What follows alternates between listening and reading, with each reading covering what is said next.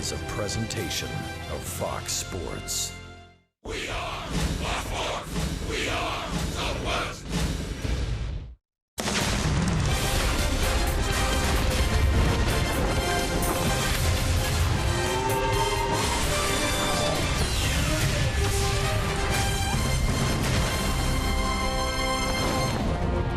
His season has been challenging, but he's getting stronger down the stretch. He's been money at Globe Life Park and very tough on the Angels. He's fighting for a place in a playoff rotation. Martin Perez hopes to take the Rangers one step closer to clinching the West when the Rangers meet the Angels next.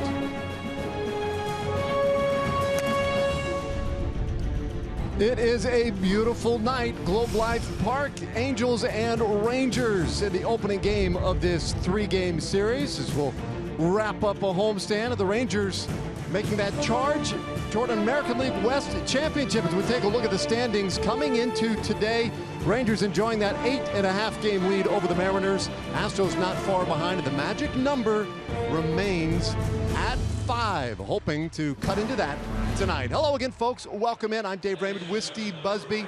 And tonight, of course, the game of utmost importance. That's primary. But also an opportunity tonight to get a glimpse of some of the game's all-time greats when it's all going to be said and done. And that's part of the fun of this time of year as well, Buzz. Yeah, a lot of good players, great players in this series, but two of the best of all time, Adrian Beltre and Albert Pujols, matched up tonight. Adrian Beltre, look at that, 2,929 hits. He is leading the active players, second active, I should say. 38th all-time for Adrian Beltre on that hit list. Meanwhile, in the other dugout, how about the 9th best home run hitter of all time? That would be Albert Pujols. So they have meant so much to their teams over this year and over the past decade and a half. Both ball players on exhibition tonight, and they are something special. Not an exaggeration. Generational talents at their positions like Lou Gehrig and Brooks Robinson, and you get it tonight. Game 1 of our three-game series. Stay with us. Just about set to go for the opener. Beautiful night tonight. We've got the lineups coming up when we return.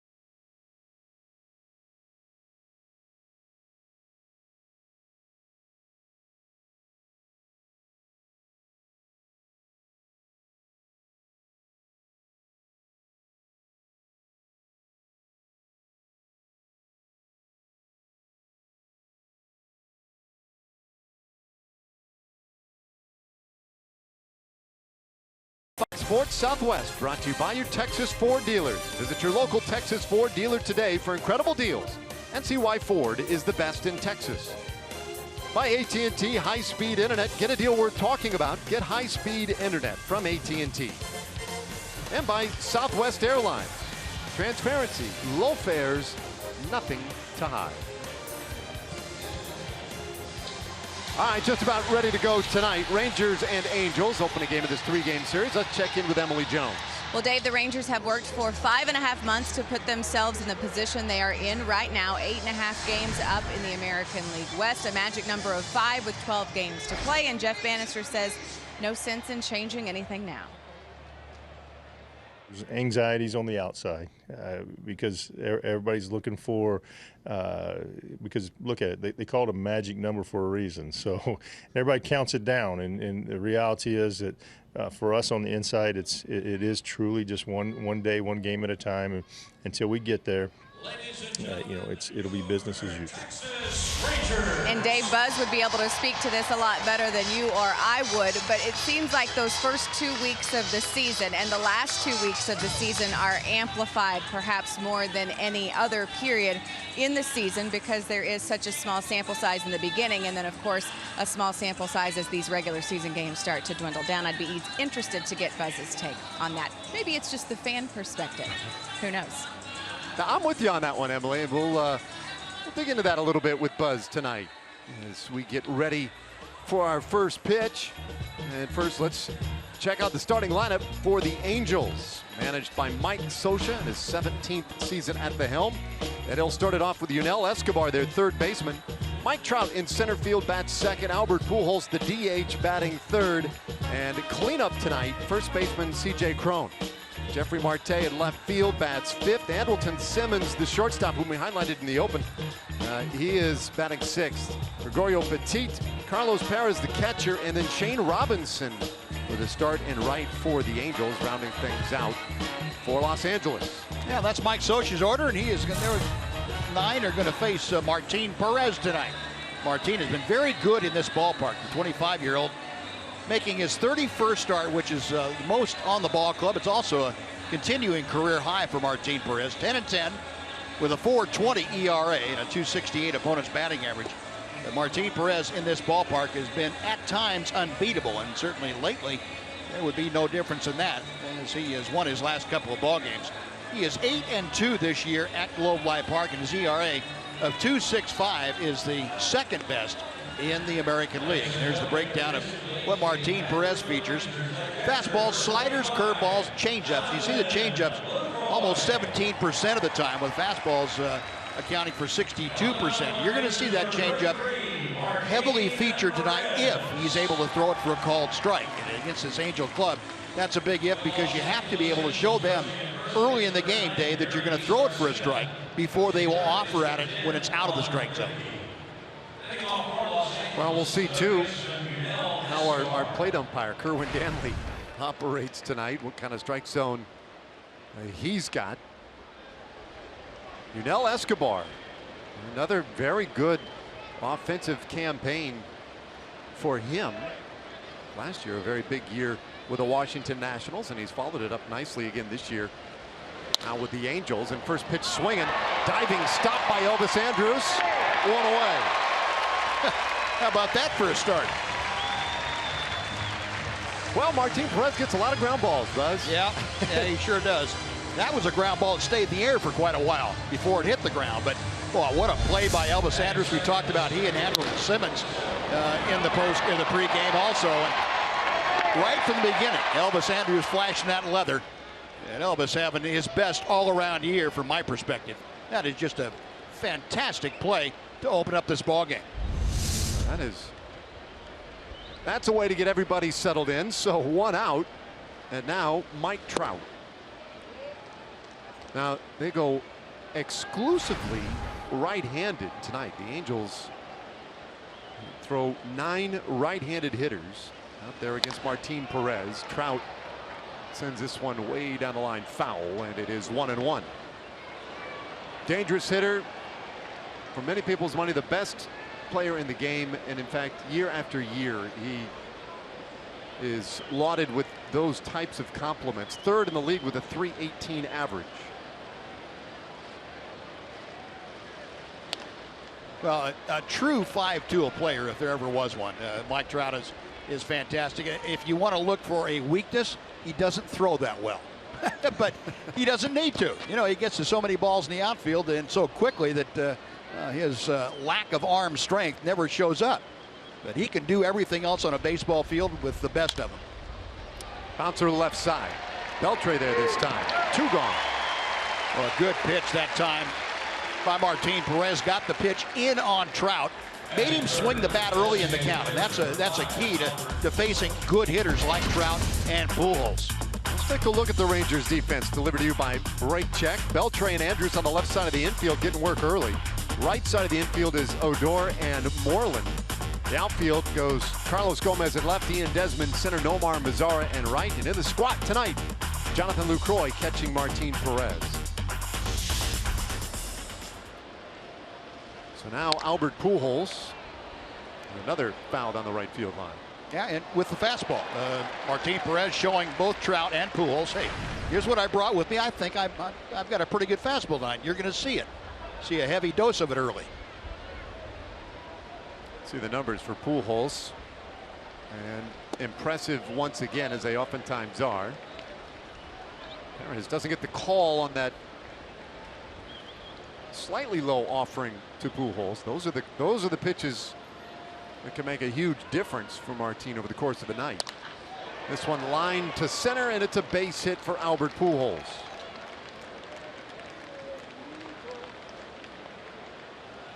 Well, when we talk about Pujols these next couple of nights, and we talk about Mike Trout, one of the things we'll bring up constantly is you'd like to face those guys without anybody on base. Yep, exactly. Exactly. Even though that ball ended up in the middle of the plate, it was still one that Pujols was on, but didn't have a great swing at. That wasn't where he recognized it immediately and was going after it. Normally, if he's able to do that, that ball doesn't come back. I mean, it's up on Greens Hill someplace or in a bullpen somewhere. Truly amassing some of the all-time great numbers that the game has ever seen. And we'll get into that, no doubt, quite a bit this week with Pujols. Here's C.J. Cron, and he's having a pretty nice season lately. Has been swinging a very consistently good bat as well, and a sharp 2-hopper to Andrews. Thanks for the easy force out at second and a quiet top of the first for the Angels. Martin Perez sharp out of the gate tonight.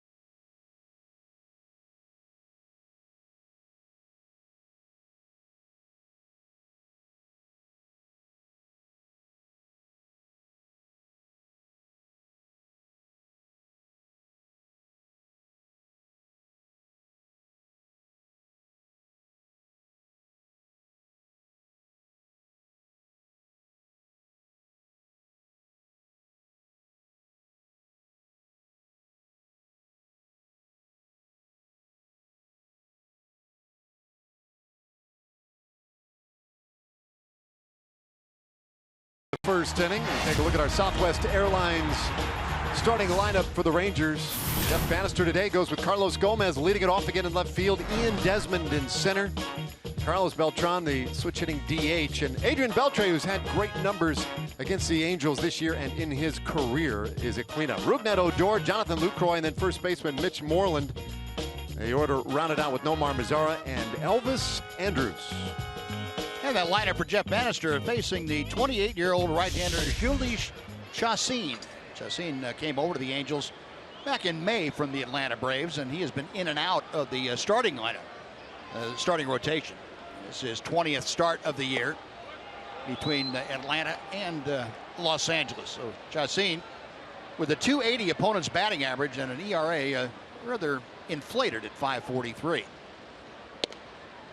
Breaking ball in there for a strike to Carlos Gomez. And Chacín just barely over 50% fastballs, a lot of cutters and sliders. He'll throw in an occasional change and a curveball, but mainly hard stuff, the cutter, slider, fastball. Well, you mentioned he's been in and out of the rotation, spent some time in the bullpen, and was very effective in long relief for the Angels. 2-2 to Carlos Gomez. Yeah, he's one of those guys that can warm up for 2 or 3 minutes and be ready to go, and seemingly do it every day. The Angels have had a need. I think they'd rather have him in the bullpen, but with Matt Shoemaker getting hit by the line drive and he's out for the rest of the year, and a couple of other injuries, they've had to go to Chacín as a starter for them. Well, and he strikes out Gomez to start his evening. Carlos chasing a breaking ball upstairs, one away. Let's take a look at the defense behind Chacín today, and he will have Marte in left, Mike Trout covering the world, and then Shane Robinson in right. Yunel Escobar and Andrelton Simmons on the left side of the infield. Gregorio Petit and C.J. Cron on the right. Carlos Perez doing the catching tonight for Chacín.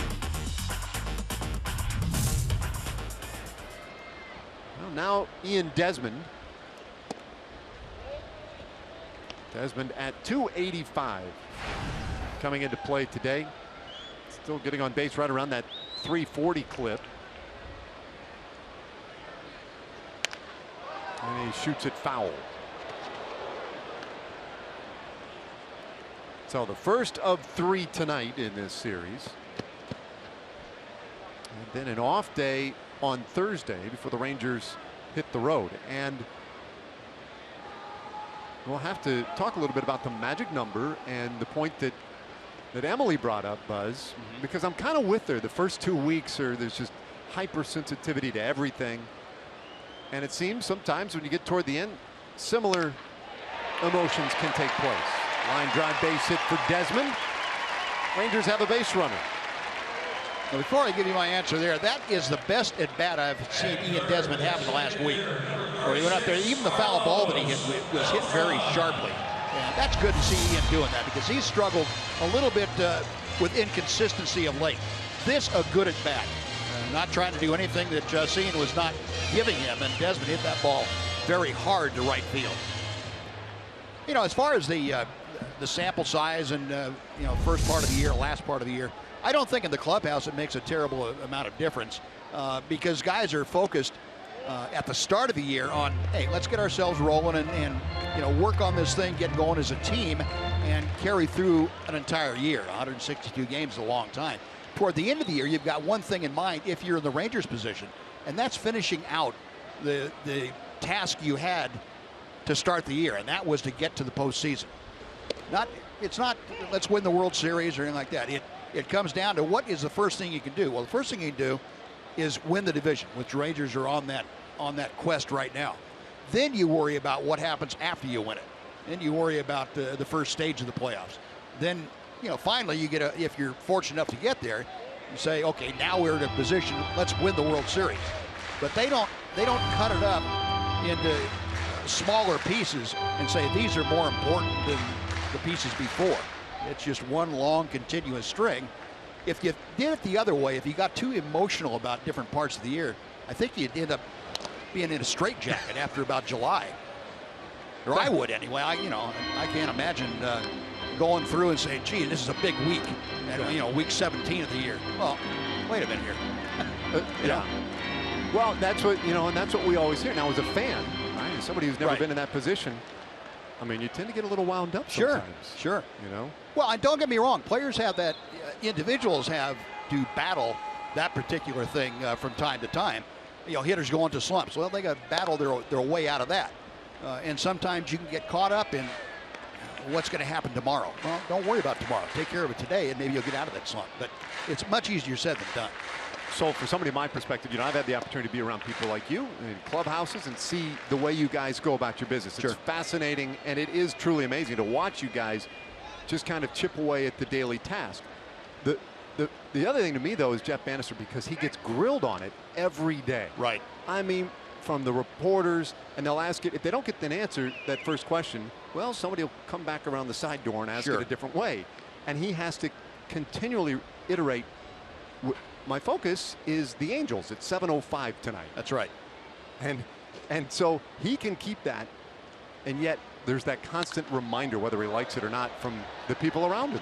Sure, and as we were sitting there listening to Jeff answer question after question, as soon as the term magic number came up in the conversation, no, I'm not focused on magic number. That doesn't mean anything to me. What I'm focused on is Martin Perez, number 33, is pitching for us tonight against the Los Angeles Angels. That's where my focus is. And he has to, you know, it's good to remind the press of that. It also serves as a reminder to himself that, hey, don't get carried away with this stuff yet. Meanwhile, Beltran really in quite the battle right here with Jhoulys Chacín. A 2-2 count. Desmond at first with that sharply hit single to right field. Boy, the Rangers, it would be all of what we just said notwithstanding, it would be very nice to get some early runs tonight from Martin Perez. Yeah. And this ball smashed down to first. Cron with a nice pick, goes to second for one, and it's an easy double play to end the inning. So a quiet first for both teams. We go to the second.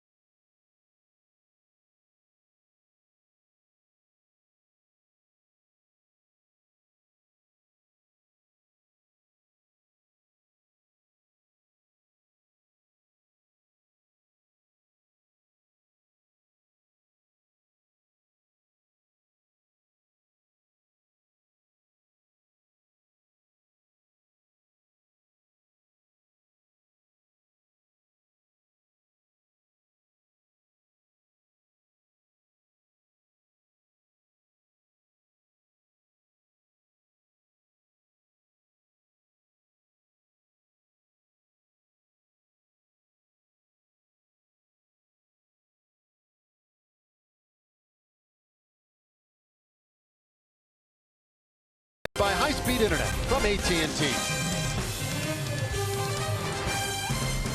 Well, nifty first inning for both starting pitchers tonight. Martin Perez and Jhoulys Chacín.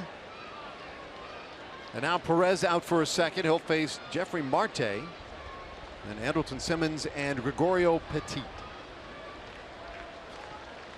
Rangers coming off a 3-game series this weekend with Oakland, where they dropped 2 out of 3 to the Oakland A's, and it's a pattern that has continued now all season, which is teams with sub 500 records have been really challenging for the Rangers. And here's yet another one. Mike Scioscia As his club in here 65 and 84. It has been another very long year in Los Angeles or Anaheim, depending on where indeed you believe they play. Count 0-2 on Marte. Marte's put up some pretty good power numbers this year.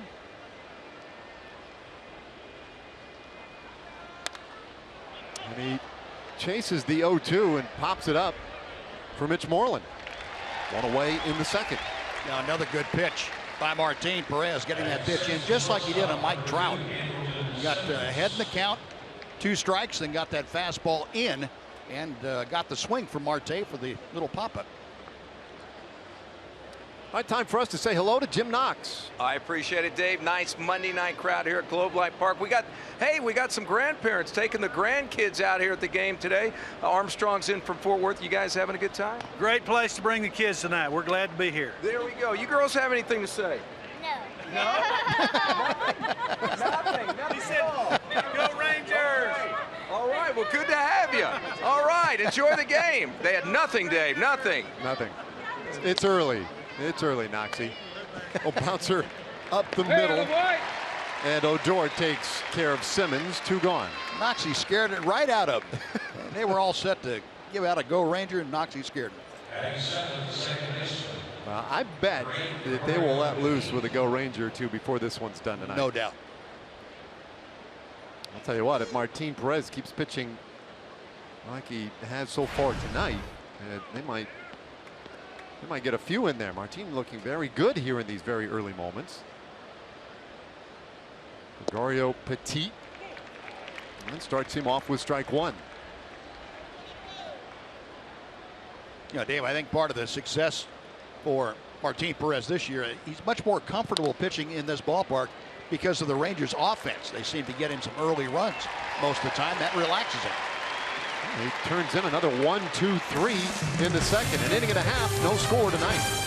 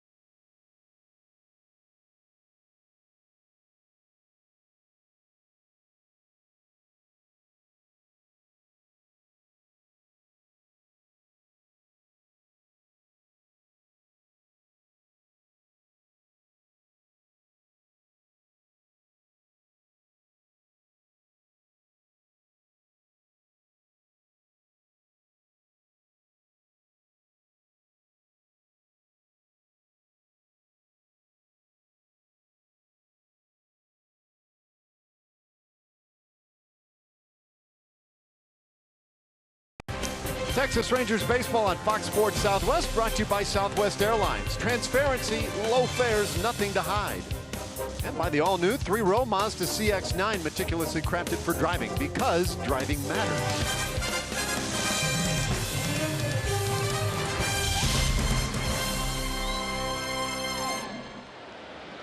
All right, Adrian Beltre to start things off in this second inning. Chassin coming right after him. Beltre, Odor, and Jonathan Lucroy.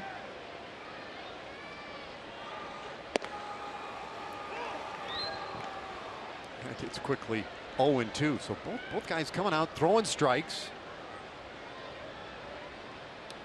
Beltre with 30 home runs, 98 RBIs this year, and Another just fantastic year for him. We highlighted him in the Open, and you can truly put his name there in the Mount Rushmore of third baseman in Major League history for what he does on both sides. This one will end up in the seats. Yeah, and you start enumerating the honors that he has been bestowed. It's just incredible. About the only thing, the longevity thing is not quite caught up with everything yet. Brooks Robinson still with more games played at third than Adrian.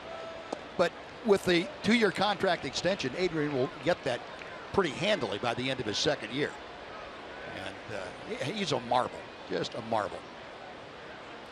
And you consider all the great players who have come out of the Dominican Republic, and none have more hits than Adrian Beltre. I mean, he is, you know, when you think about where you stand in baseball's landscape, if you're the best that ever came out of the Dominican Republic, oh boy, it's pretty good. You're pretty good.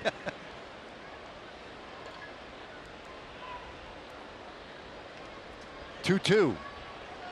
And that one in on his hands, and he fights off another one. And here's another thing we have seen with more and more regularity here in the second half, especially late second half, these longer at bats.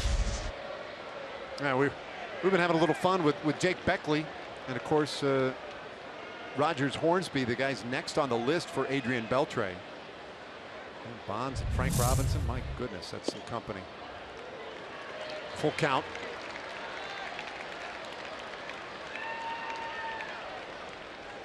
And certainly no exaggeration when we said it over the weekend about Hornsby, the greatest right-handed hitter of all time. And Beltre, at the very least, will pass him in hits, and could happen here tonight.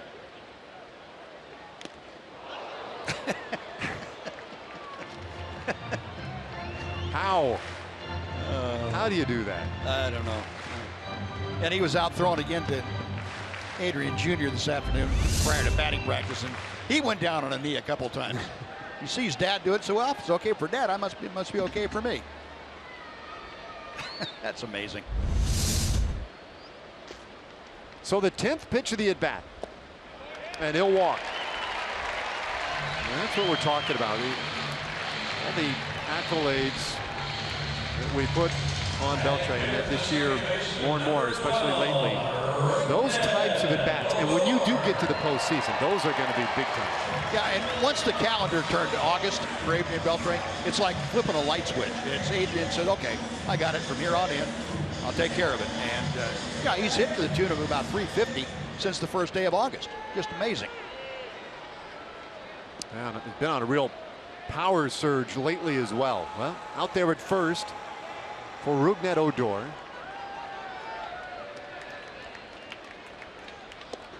And as long as we're talking about guys having career years, well, here you go. 31 home runs, a career best for Rougned Odor. 85 RBIs.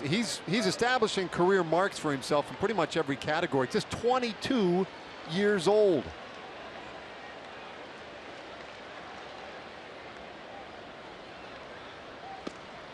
And it's 0-2. And that is a big part of the magic of what the Rangers have done in this 2016 season. All the great stories of the veterans like Beltre and the additions of Carlos Beltran, and yet the steady contributions of great young players like Rougned Odor and Nomar Mazara. Count stays 0-2. Yeah, I'm not sure you can put a value on the being around Adrian Beltre, being around Elvis Andrus, for Rougned Odor I'm talking about, for the value to him of watching these guys go through their daily business and how they conduct themselves, how they carry themselves on and off the field. For Rougned, it's just an added bonus. Pops this one up. Playable. Perez will handle it. And he really, not that he was the only one who could have handled it, but Mel Escobar was shaded way over. It would have been a long run for him. So one out. Let's go down to Emily Jones. You guys were talking about Adrian and Elvis and what it is for, you know, Rugi, all the young guys to be around him. I talked to Nomar Mazara this week about, you know, being in this situation for the first time, and he said he's always paid attention to those guys, the older guys, as to how they were acting and the things that they were doing. He said, but especially since that calendar turned to September, really paying attention to how he's supposed to go about his business this time of year, because he realizes it's a different situation. So the younger guys being extra observant, especially this time of year. Yeah, thanks, Sam. And he has so much to learn. Golly, for a guy like Nomar Mazara, every day has been a big learning experience.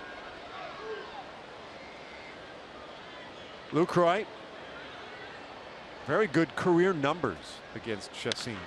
And he hammers this ball out to left field.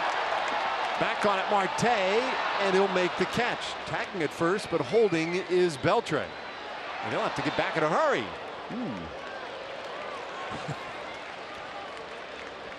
A little scary there. 2 gone. And boy, Lucroy just missed. Yeah, he did. He got that pretty solidly, but tonight, ball not quite carrying when it gets up in the air. There's enough breeze blowing in from center field. The high fly ball is going to get cut down a little bit. But, yeah, Adrian, you got to be careful. Anytime the ball goes to Andrelton Simmons out there, he's got a cannon, and he loves to show it off too. Adrian able to get back. I mean, just whiskers ahead of that one, and now Mitch Moreland. Yeah, there's Simmons. Boy, what a talent he is at short. The arm, the range, the complete package. Moreland lines out to Crone, and the inning is over. So a leadoff walk is wasted, and we'll go to the 3rd, no score.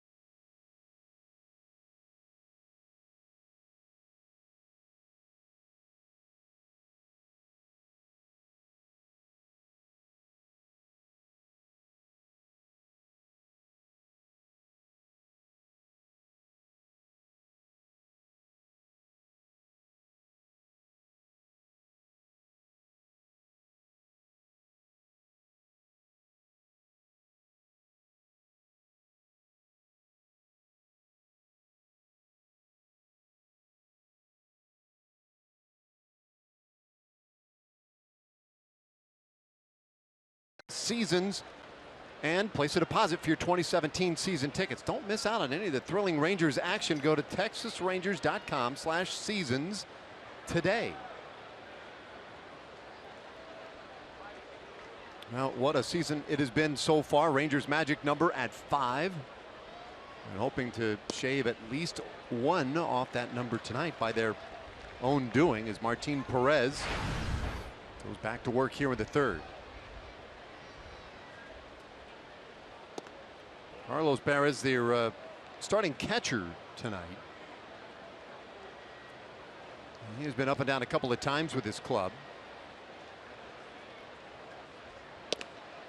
It's 1-2. Boy, Martin seems to be right around the zone a lot tonight. Yeah, he sure is, Dave. You're right, and he has established the ball in the strike zone at will tonight against the Angels. This one flared out towards center. Going to hang up there a little bit for Ian Desmond. 1 away. And that's the first ball that's been to the outfield in the air for an out. That's always a good sign for Perez. All right, Kubota power stats tonight. Martin Perez just about through the order for the first time. Yeah, how about that? 2 or fewer earned runs in almost all of his home starts this year, all but 3 of them. He just has been dominant here at Globe Life Park. And once again, strike 1, this time to Shane Robinson.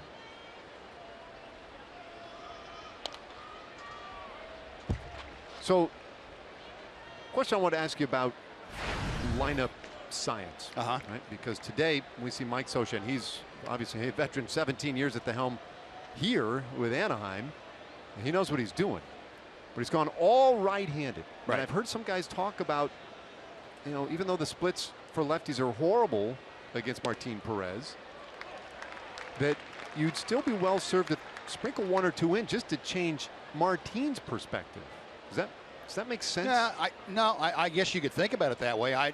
You know, if you're going to go right-handed, I don't think it makes any difference to the guy on the mound. If they're all right-handed, he's going to have problems with the 7, 8, or 9 right-handers that are in there.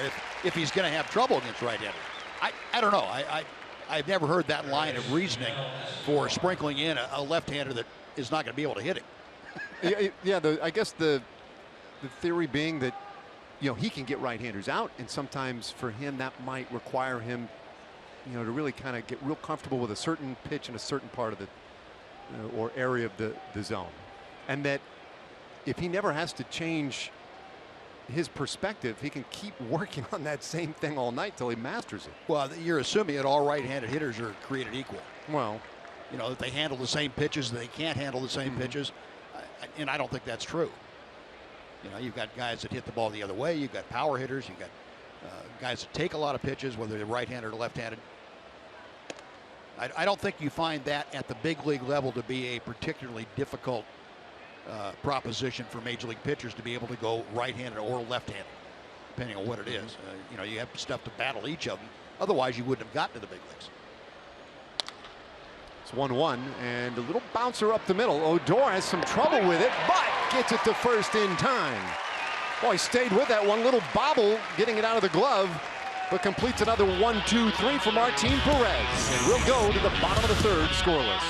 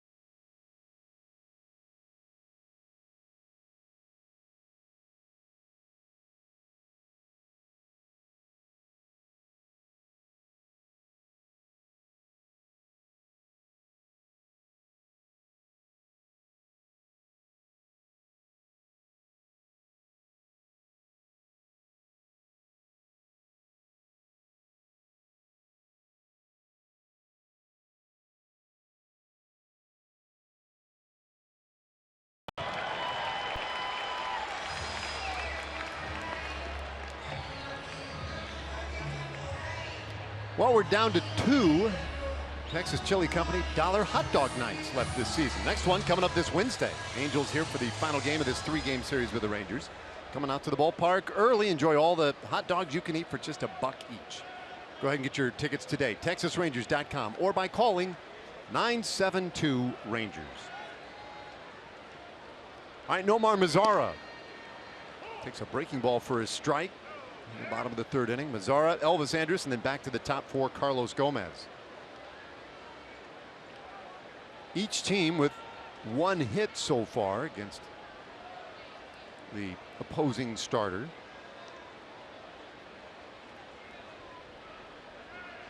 Guys throwing strikes so far tonight.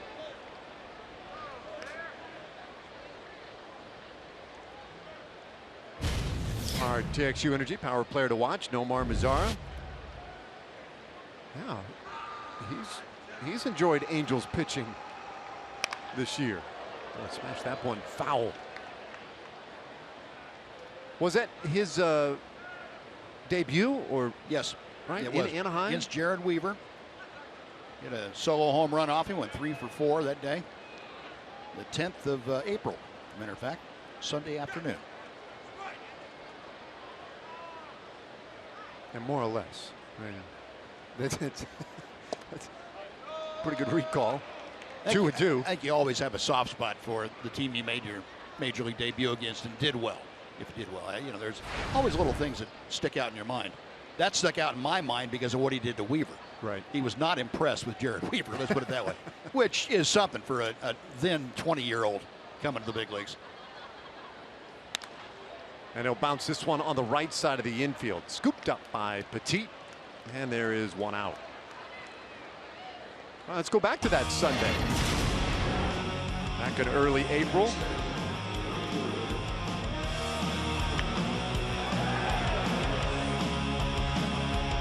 Took balls each way against Weaver. Slow and then slower. And then finally he said, well, I've done that now. I'll do something different. Wham. Up on the hitter's backdrop. Just to the right of dead center field. Yeah, that's a pretty good first day.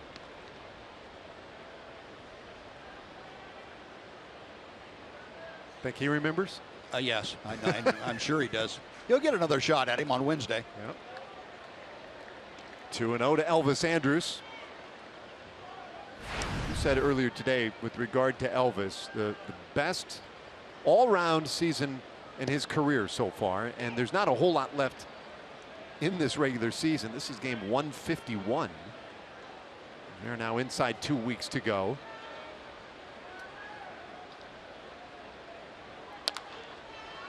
Chopper right side. Way off the back for it. Crone and Chacin can't get there in time. Great hustle by Elvis Andrus, and he'll have an infield hit. Mike Soch is going to hold up proceedings here just for a second to let his video people take a look at that one. Nice job by Elvis, though, trying to take the ball that way and then beating Chacin to the bag. Yep, I think you're gonna have that call in the Rangers' favor. Yeah, I doubt there will be a review of that, so they will let it go. Yeah, so Soch has already said, nope, no worries. We've seen enough. You know, the only danger part of that is if Chacin were to step on Elvis's hand, not because he was trying to, but by accident. That's one of the dangers of going in there with the head first dive. Now Gomez. Carlos struck out swinging in the first. Well, that conversation has been had at least 1,000 times. That it's still faster to run through the bag and not to dive. And then your point, which is especially when you have somebody covering the bag like that on the run, you're really exposing the hand to some danger there. Yeah, the only problem, Dave, is guys get so used to doing that, and you know, for whatever reason, some guys think it looks cool, make you look like you're hustling, and whatever the reason is, you get used to doing it from the time you're 7 or 8 or 10 years old, and it's a hard habit to break. You know, it starts resonating in your mind that, hey, if I dive, I get there faster, even though it's been proven that you don't. Still, it's a hard habit to break, and instinct takes over at some point. Like I'm sure Elvis wasn't avoiding a tag, but he decided that I'm going to get there faster. And until you have something really bad happen to you from doing that, you're not going to change. He's got a small lead. Gomez Lifts a high fly ball into right center. Ranging well over from center field is Trout. 2 away. Well, let's visit with John Radigan on a Chevy game break.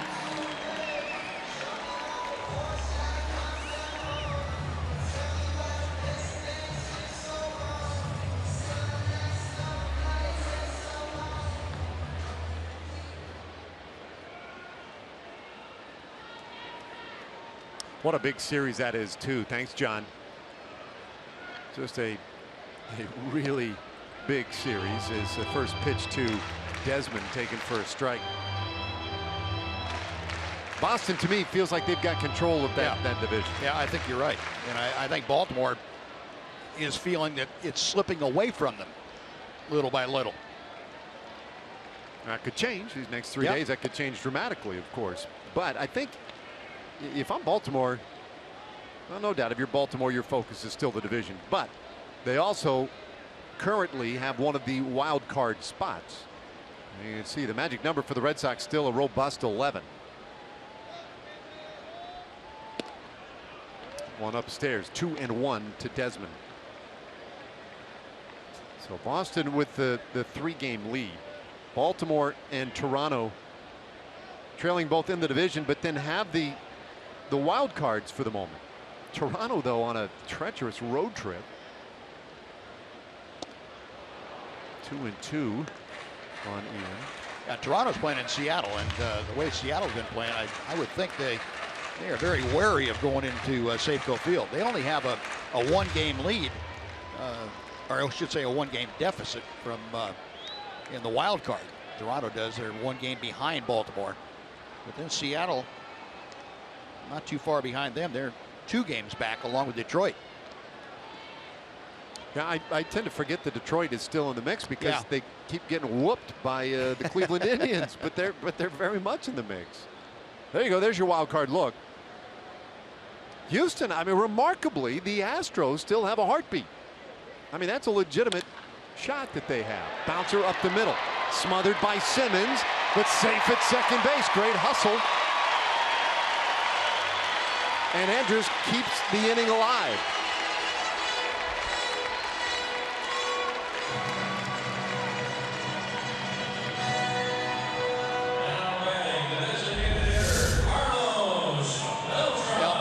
Another base hit for Ian Desmond, another multi-hit game, and maybe a time that Elvis should have slid going into second base.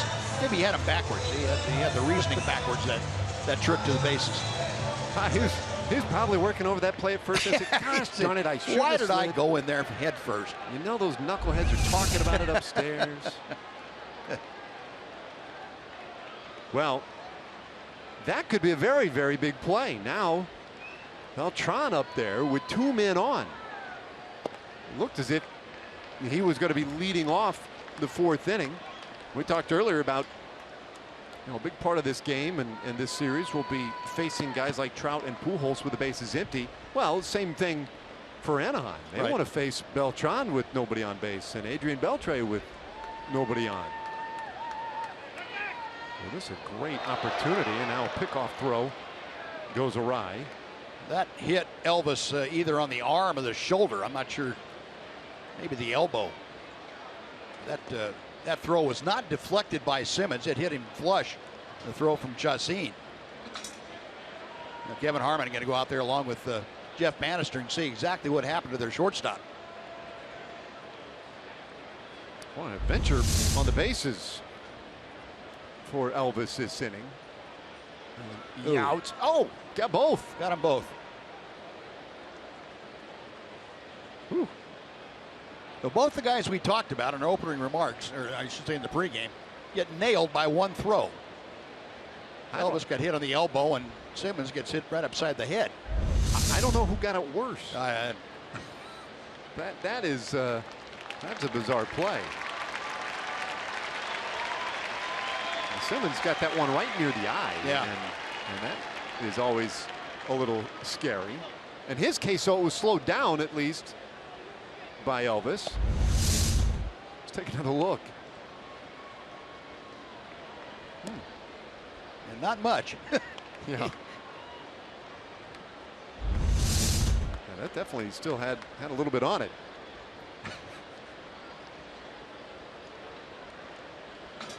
Not that Elvis needs an excuse to chat with anybody out there, but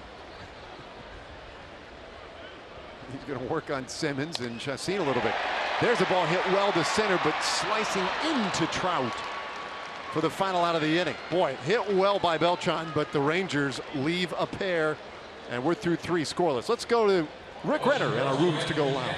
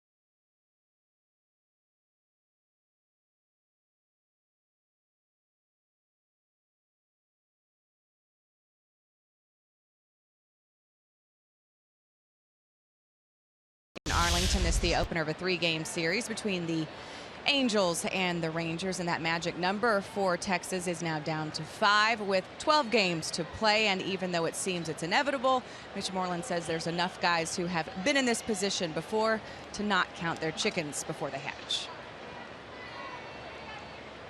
Definitely helps. You know, we've got a lot of guys in here with a ton of experience, you know, some postseason experience, and a few guys that are still around from, you know, even back when we made it to the World Series those 2 years. So, you know, that kind of drives us and helps us a little bit more, and makes you want it even more. So drawing on that experience from 2010 and 11, very important, but just as important probably is drawing on that experience from 2012 when they were in command of the American League West. And then, of course, everything came down to that last game of the season. They ultimately ended up in that wild card game and then got bounced after just 1 game. So they've been in both of those situations before, guys. Thanks, Emily. Well, Mike Trout hit that ball hard up the middle, and Odor couldn't quite handle it. So the Angels have a man on to start the 4th inning. Looks like that ball got right under Rugnet's glove and got him on the foot. Foot or ankle. It just didn't come up for him the way he thought it was going to.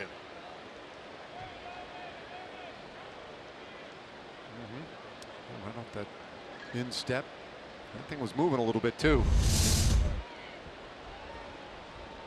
Boy, dangerous day to be on the infield, man. Bermuda Triangle out there around second. Indeed. Well, for Odor, that's his 21st error of the year, most among second basemen. Tough one, not a routine spot for him, I guess. You know, positioned on the opposite side of the bag, and that ball was moving. And Pujols bats with a man on base. And a good guy to maybe encourage to ground into a double play. Angels have grounded into the most double plays in the American League as a team. Now, there would be a very good recipe here. Pujols has done it 23 times this year. That one hit well to center, however, and Desmond will have to take care of it himself and settle for 1 out. Always a little scary when the big guy hits a fly ball that has that kind of an angle to it. I've seen too many of those over the years leave the ballpark. Just got that one probably down toward the trademark hair, not by much. Well, 590 times anyway, he has found the other side of the fence. But not this time. With 1 out, here is C.J. Cron.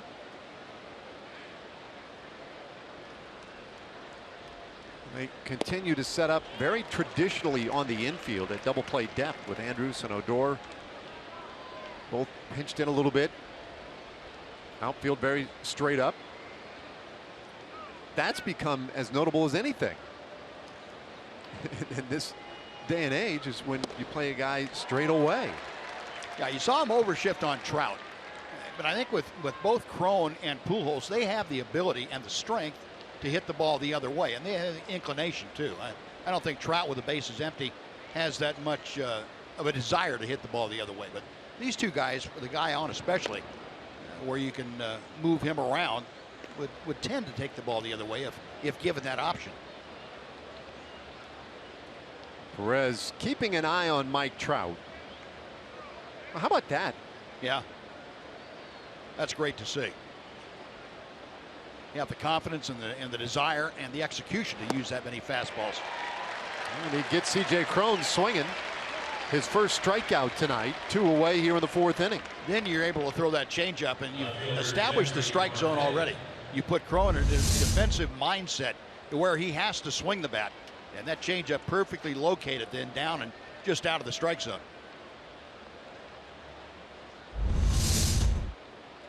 So now it's Jeffrey Marte who popped up in the 2nd inning. The other thing about those numbers we saw a moment ago for Martin is just the scarcity of pitches overall at this point in the game for him. He's been nice and efficient. Yeah, he has the ability to do that, Dave. He has the ability to make the team that he's pitching against swing the bats, and he doesn't get a lot of strikeouts. Hasn't the entire year, but he can get guys swinging the bat up there early in the count when he throws strikes, first, second pitches. Well, for one of the rare times tonight, he has fallen behind an Angels hitter. 2-0 on Marte. Marte does have a little power. Certainly not on the same level or magnitude as Trout and Pujols earlier this inning. 2-1 the count, but the rookie has had a notable season, and the Angels have turned out a number of young players recently who have been able to hit double-digit home runs in their rookie campaigns. You think of C.J. Cron last year, Trout 2012, Trumbo 2011. Now it's Marte. A favorable count for him here with 2 out in the top of the 4th inning.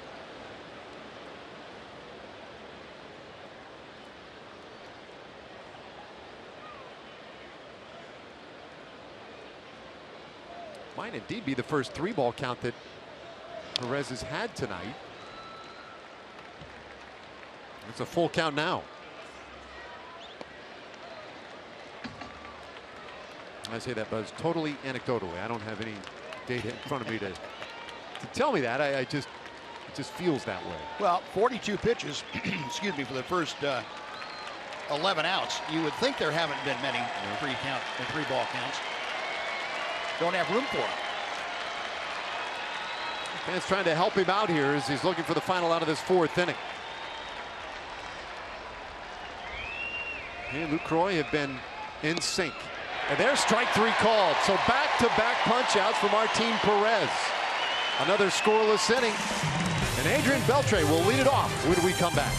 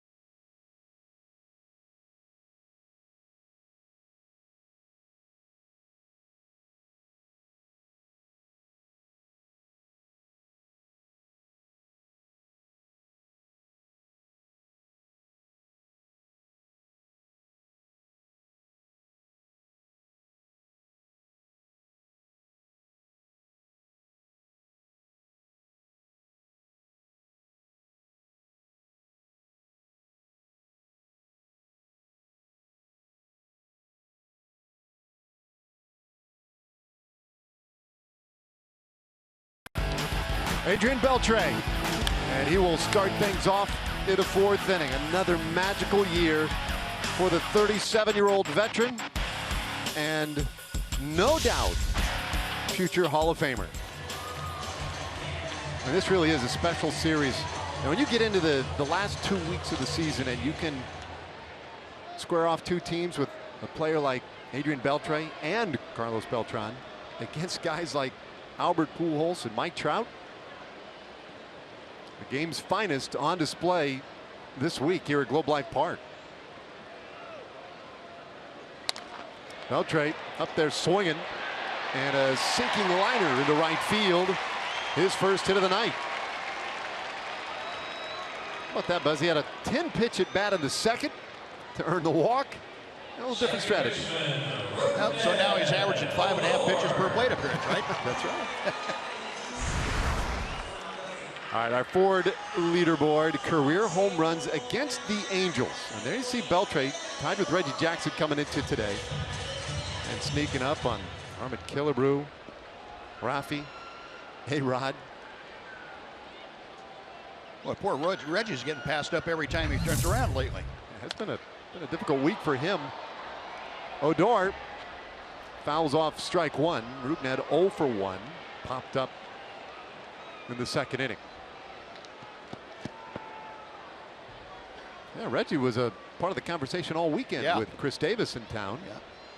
Chris Davis passed him with 2 home runs yesterday, and Reggie had to take a back seat now to 3 other guys against the Rangers.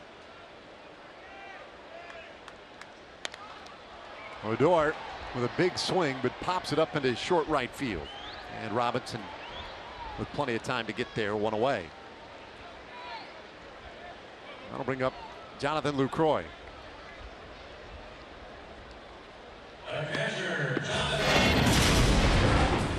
Let's get the way back machine. Oh, Harmon Killebrew. Yeah, he was a strong one. Who at 35 years of age should have many more 4-baggers left in that big bat. Amazing player and amazing man. Had the good fortune of being teammates with Harmon for about 4 months, 5 months in Kansas City.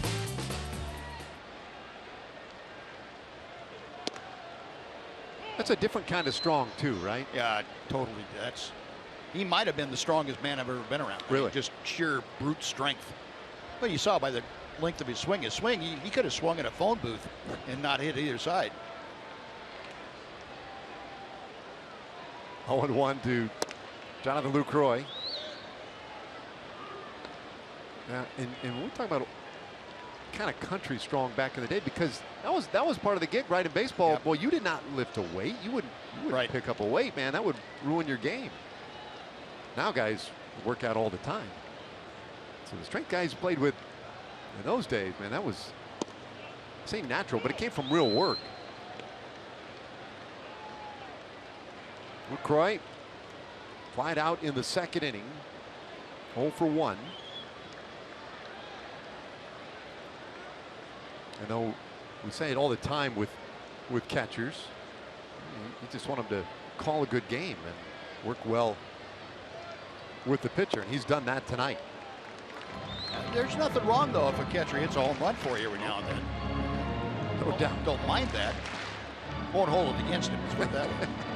Well, and he's done that. Yes, he has. he has had a career year with 23 home runs this year in his time with Milwaukee and with Texas. And he's sneaking up on a career high in RBIs.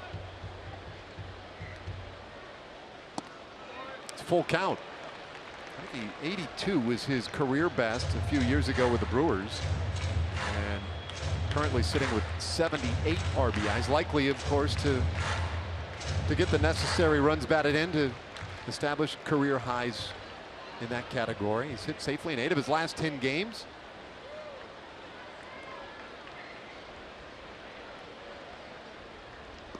I'll check in on Beltre.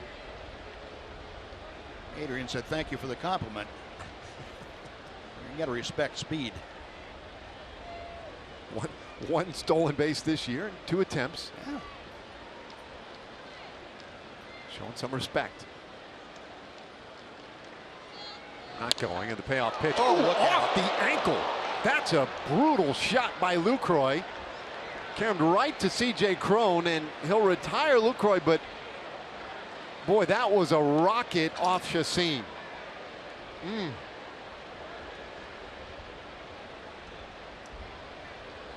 Yeah, I would be very surprised. That hit him solid, too. The way it carried him, it didn't quite get to the foul line even. I would be very surprised if he can get up under his own power. Man. Yeah, the first thing you want to know is was the foot planted in the ground when it hit him? That's not good. You know, if it could be off the ground, might afford you a little of a break. That's not good. All the weight on that leg.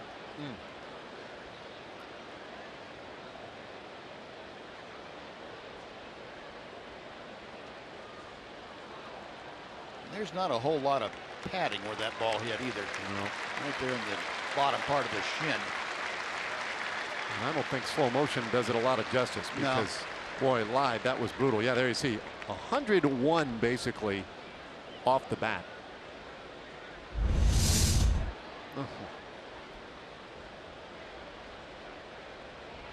Now, we used the term earlier, country strong. You're standing up after that one. You've got my respect. Yeah, able to stand up. Now, I would question whether he's going to be able to land on that and have any stability. That's his landing leg. Whether he would have any stability out there. Maybe he would.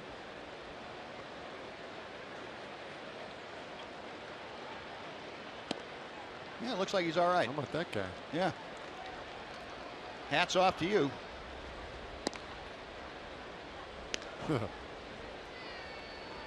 Well, they have had just a devastating year, the Angels, with pitcher injuries. Mike Scioscia's had to navigate some real troubled waters again here in 2016. And in fact, that's why Chacin's in the rotation. He made the start Wednesday because Tyler Skaggs was hurt. And so he came back into the rotation last Wednesday, and now this is his second start since coming out of the bullpen. And that's just been a very big part of the story for the Angels this year. And a respectful round of applause for Chacin staying in. Matt Shoemaker, he took a line drive off the head. Now that was a little less than a month ago, and that was, you talk about a frightening scene. Yeah. Had to have surgery to stop the bleeding on the brain, and he is done for the year. But they've lost Garrett Richards this year, Andrew Heaney, Nick Tropiano, C.J. Wilson, all done for the year.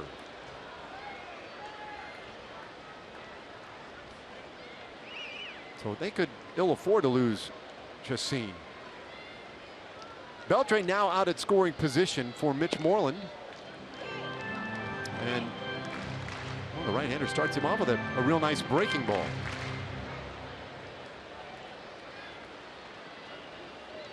Adrian is just the second runner in this game to get as far as second base. And just like that, 0-2 on Moreland, who lined out to his opposite number back of the second inning. He's 0 for 1 tonight. Mitch has been fighting it a little bit lately, although had some real good swings in Friday night's game against Oakland. Some signs that he's feeling a little better and might be coming out of it.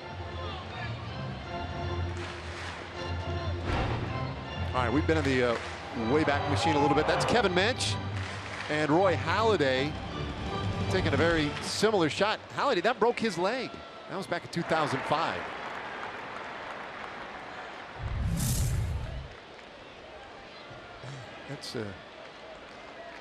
It's tough. You know, you're 60 feet 6 inches away, but by the time they end up releasing that ball, it's like 55 feet. And there's a strike called to Moreland, inning over. So started with a base hit, left with a man at second, and we're scoreless through 4.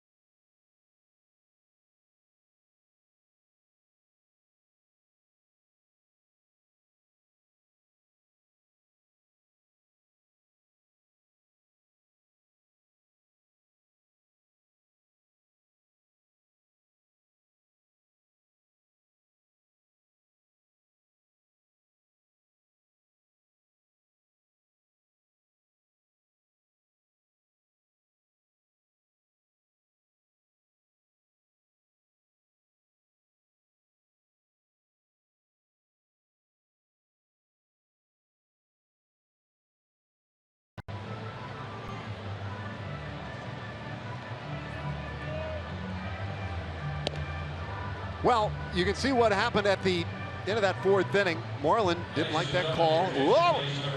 And Kerwin Danley had a very short fuse. You know, the problem I have with that, Buzz, is Danley, long before he threw Moreland, he could have turned away. Why was he following him? Moreland was headed to the dugout. I'm not sure. I don't have an answer for you, Dave. Yeah, that's rhetorical. So Profar comes in to take over at first base. Moreland ejected after the called third strike.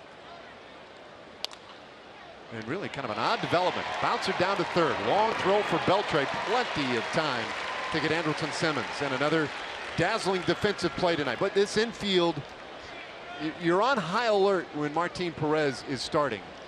And they have been spectacular. Yeah, the Rangers now have gone 7 straight games coming into tonight, as a matter of fact, without an error before the error to Rougned Odor. But they have been very, very solid defensively in the last week. And yeah, you're right, with Martin out there, you know you're going to be busy. All right, now just pumping strikes in there. Angels are turning them right back around for quick outs. And Gregorio Petit, he did so in the second inning with a ground out to short. Shoots that one foul to fall behind 0-2. Martin Perez, 10-10 this year. It's his 31st start. And easily most in his career. He's never started more than 20 games in a season. And he is one of the great ground ball pitchers in the game, as those numbers would attest.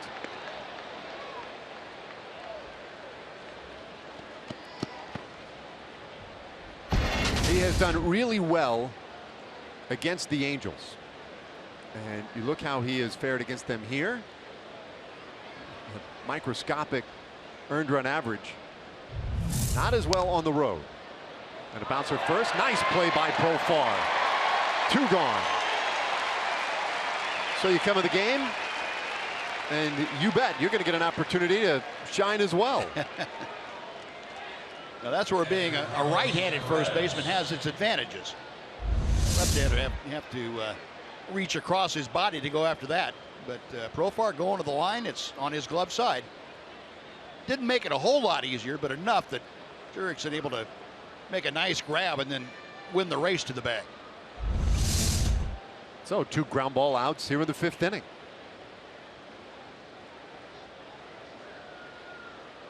And now Carlos Perez, the Angels catcher, who flied out in the 3rd.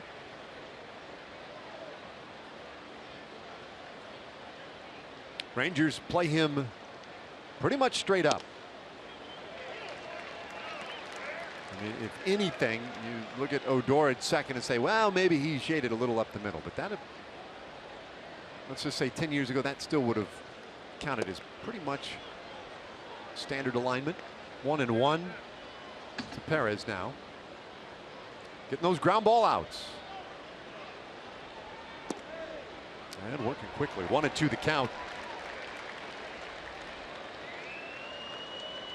Yeah, good rhythm, good tempo. Short time in between pitches, and Martin has it going for him. Well, he just knows exactly what he wants to do with each pitch. Fly ball center field. A lot of room out there for Ian Desmond. And it's a 1-2-3 5th inning for Martin Perez. Boy, is he sharp tonight. Halfway to the house, no score.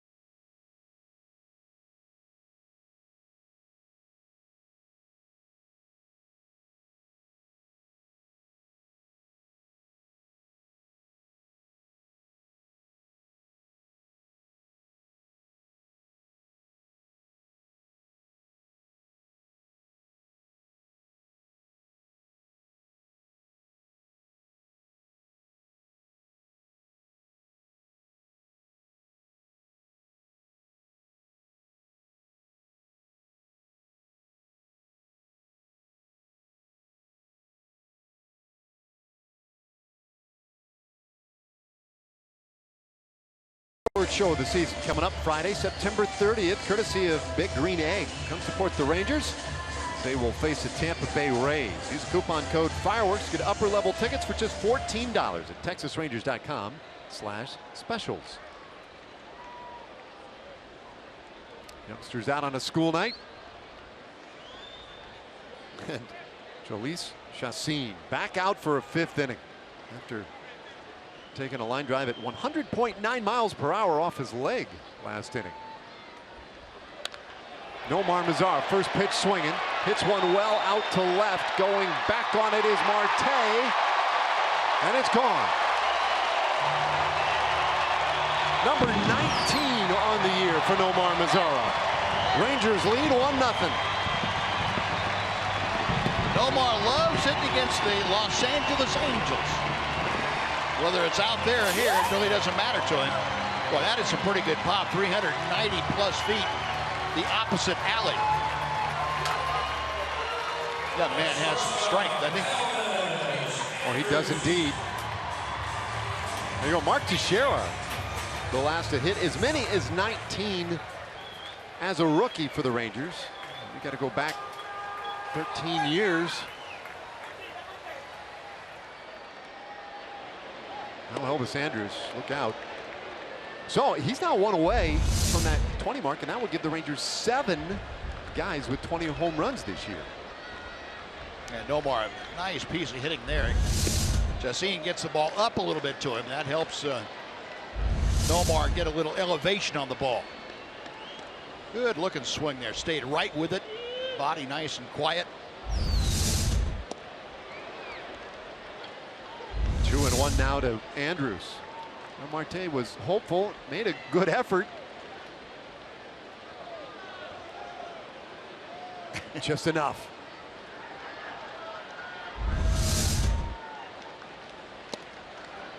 Chacín misses the outside corner by a smidge. 3-1.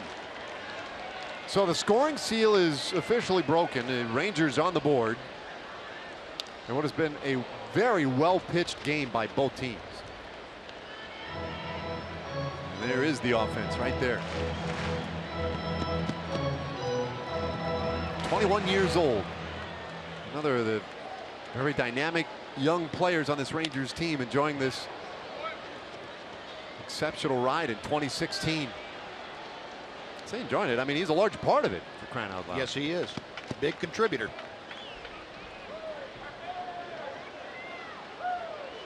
That was not really in the playbook at the end of spring training. We didn't know Nomar Mazara would be here. Shin-Soo Choo injured early in the year, and Mazara got a shot, and the rest is history. Slicing into the seats. Speaking of Shin-Soo Choo, let's check in with Emily Jones. You got an update? Yeah, Dave, he is chomping at the bit to get back for this team. He took swings once again off the tee for the 2nd straight day today. Just a matter of days before he starts to take it live BP, and then we'll eventually go out to the instructional league to take care of some business there before hopefully rejoining the team toward the end of the regular season, hopefully in the playoffs. Yeah, still very much a possibility. Thanks, Emily. And that would be a big boost for this team. Now let's check in with John Radigan on a Chevy Game Break.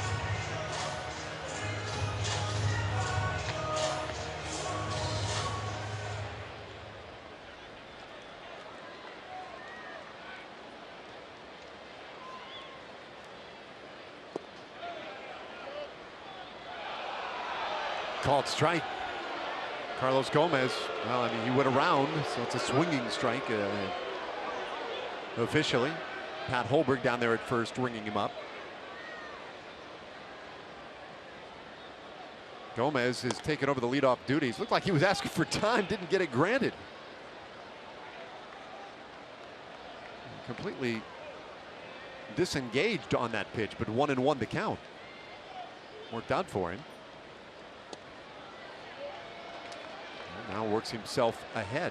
So we talk about the possibility of Choo coming back, and one of the great advantages of having him back for the postseason, if indeed he's able, is he could take over the leadoff spot again. Where Gomez How about this? Now, started 7 in a row at leadoff. Yesterday batted second. Today back in that spot, but a .367 on base percentage as the Rangers leadoff man, but an OPS of 1136. Yeah. I mean, he's got some pop. 4 home runs out of the leadoff spot. So he's certainly taken the opportunity and run with it.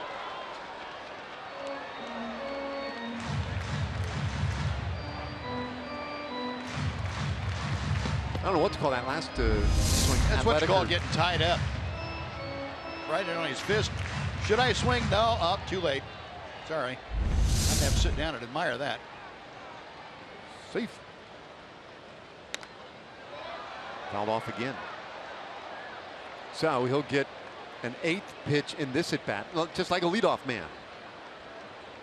A little extra work. And the power with the Rangers has come in a hurry after a very frustrating majority of the season with the Houston Astros. Frustrating for Carlos Gomez and frustrating for the Astros. The 3-2 goes down and gets it, and that one's going to drop in, base hit. So Gomez with a great at bat ends up with a base hit with 1 out here in the 5th inning.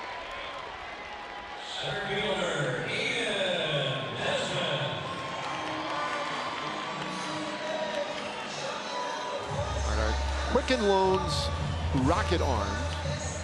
John Radigan just updating us on some of the wild card implications. And how about these guys? This is a pitching matchup right here, Buzz. What is it, September? Those guys have a few strikeouts between them, don't they? Almost 3,000. Yep. They are pretty special pitchers.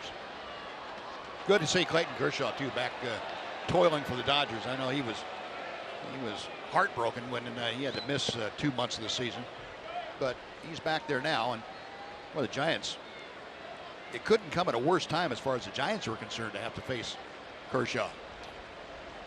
Although I keep scratching my head, how are the Giants still in the conversation?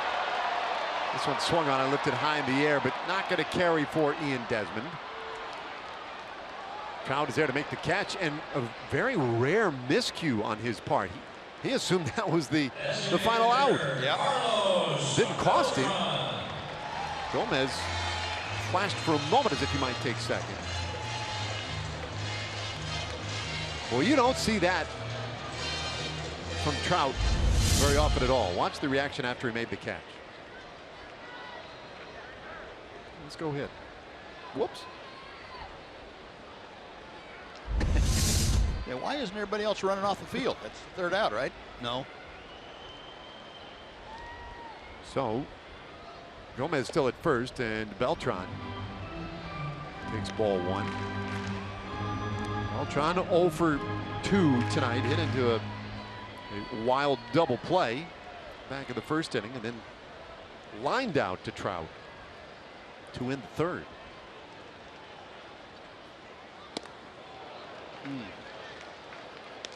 He had a pitch there to work with. I think Carlos would like to ask for a mulligan here. Waited on that off-speed pitch pretty well, and it stayed up for him. Couldn't quite connect. But didn't get cheated on the swing either. Nope. So the veteran designated hitter pops this one foul out of play, and it's 1-2. We were talking earlier about the special impact of guys like Beltran and Adrian Beltre in the game in general, the impact they've had on this team in 2016. Jeff Bannister today, I thought, really said it beautifully in 2 words: living libraries. 2-2 the count. Yep, that's what they are.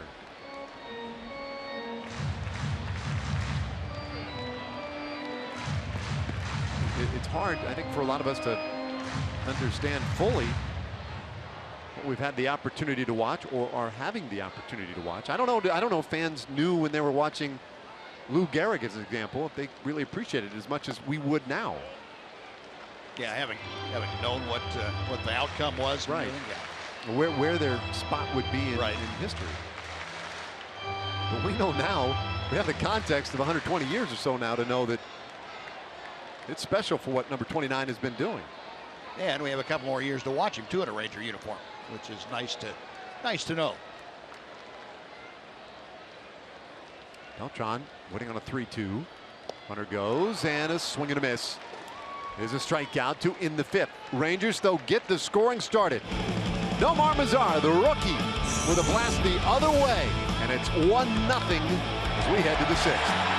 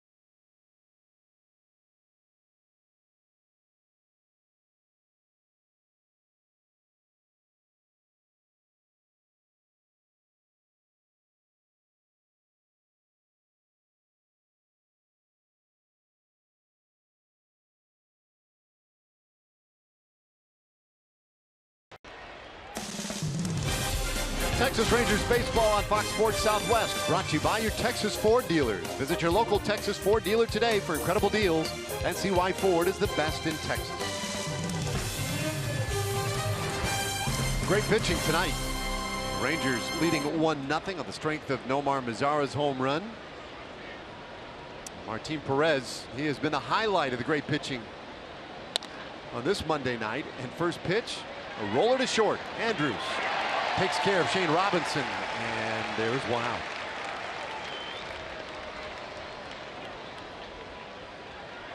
Well, through 5 1/3, in my estimation, this is the best we've seen Martin Perez work this year. He's had a couple of other outings that went into 7 innings. He got through 7 innings. But pitch counts not anywhere near what they are right now. He's got 53 pitches under his belt for 16 outs. That's pretty impressive. Yeah, and he has had an error made behind him tonight, and it didn't cost him too much. Escobar fouls one off for strike one. Escobar 0 for 2. There's your pitch count by inning. The error came, as you might guess, in that 4th inning.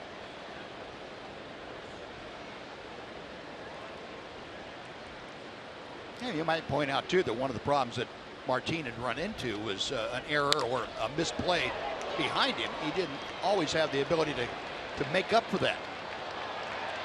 This ball hit well out to the power alley and then got stuck. And Escobar does not have great speed, trying for third, and he is out. Not even close. And I don't know what his confusion is. Escobar is saying that Mazara threw his hands up as if to say, hey, that ball's unplayable. Unfortunately, that's not in the ground rules here. And if it was, how do you explain running to third then? if you're under the assumption that it's a ground rule double, where were you going? And even if you weren't under the assumption it was a ground rule double, I would ask that question. Where were you going? Yeah. Yunel Escobar, you are not fast enough to be trying that. Now, Joe West is going to explain it to Mike Socha. We'll take another look at it. For that to come into effect, for the outfielder to throw his arms up in the air, it has to get stuck completely under there. And it looked like Nomar was able to reach down and pluck it out, so it couldn't have been stuck. And Escobar, I think, just was a little embarrassed by it. And you never saw Mazzaro raise his hands up or even come close to it. You did see him struggle picking it up with the bare hand. Yeah. He reached down there and didn't come up with it first. Now Joe West talking it over with his crewmates.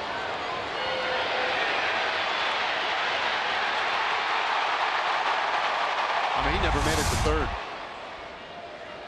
And now Joe will try and give some further explanation to Mike Scioscia.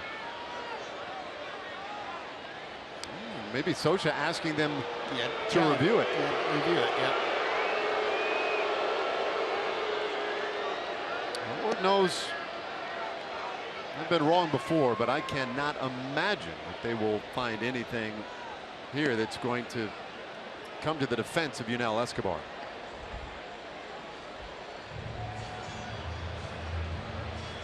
Joe West, the crew chief. Kerwin Danley, the plate umpire. Two men on headsets. Take a look again. Never raised his hands. Ball did stop. Struggled getting it out initially. Yep. But I don't think that's going to be cause for. You wouldn't think so. You wouldn't think so out there. Pete Falcone, by the way, the gentleman in the middle of Pete pitched for a number of years in the big leagues.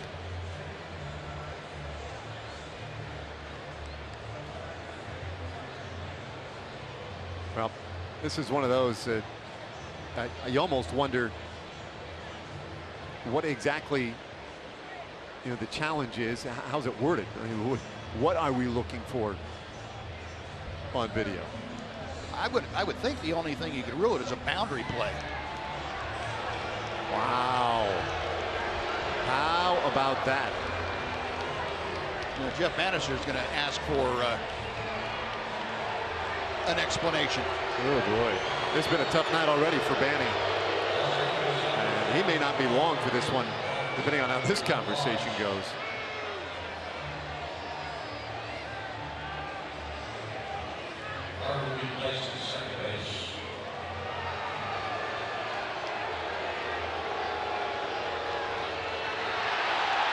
Yep, and there goes Banny. He's been ejected. Second ejection tonight of a Ranger. Mitch Moreland ejected for the first time in his career earlier tonight.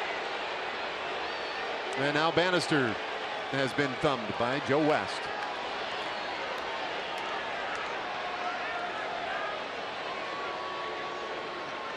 And he's going to get his money's worth now.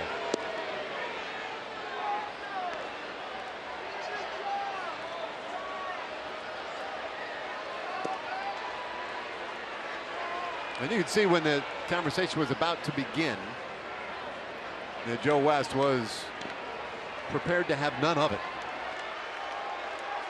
Well, the umpires can't take any of it if you're arguing for an explanation on a review. There is no argument. You can't do it. You're automatically thrown out. They don't let you get on the headset and yell at the guys back at Chelsea Market. The scoring goes down as a ground rule double.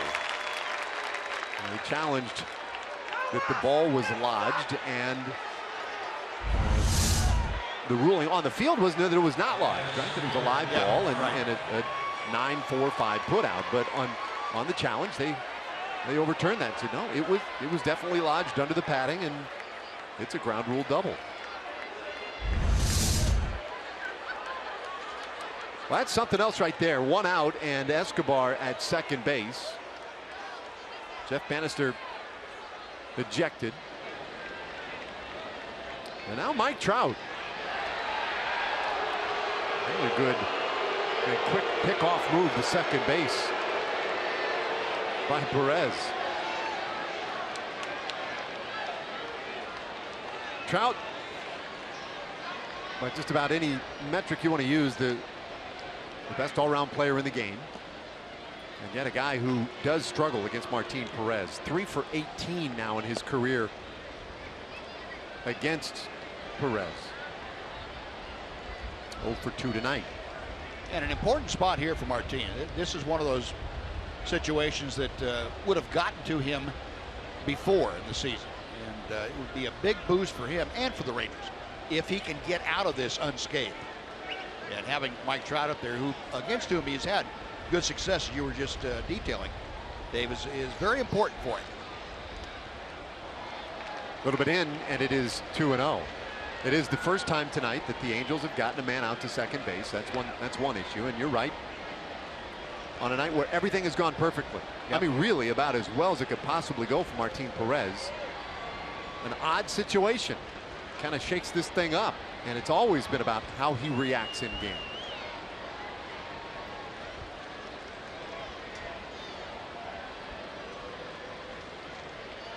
It's 2-0.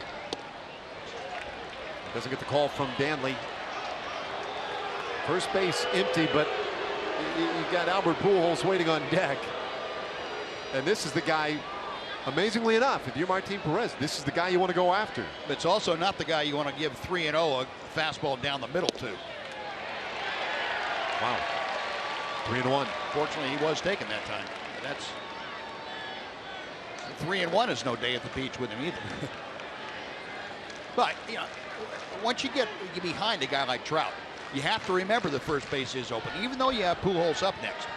Trout hitting at 3-0, 3-1, even 3-2. Much preferable, I think, to work carefully to him.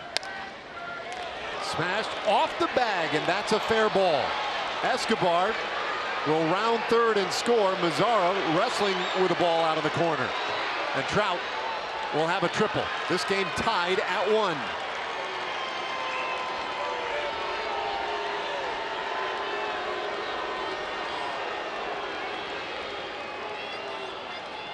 Now that just did stay fair. Enough to hit the bag, and then, I mean, Omar Mazzara's had some challenging plays out there in this inning.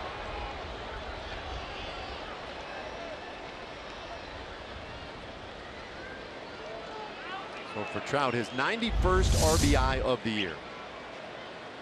Now Trout able to take that pitch pretty much in the middle of the plate, inside out it, right off the bag, and he is extremely strong going that way.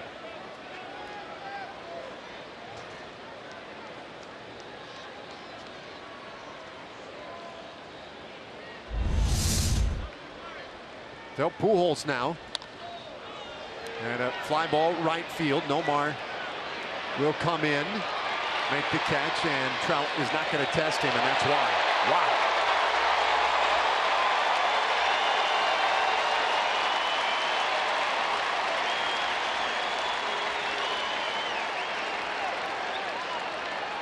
That big boy's got some outfield assists this year too, and had one taken off the board earlier in the inning.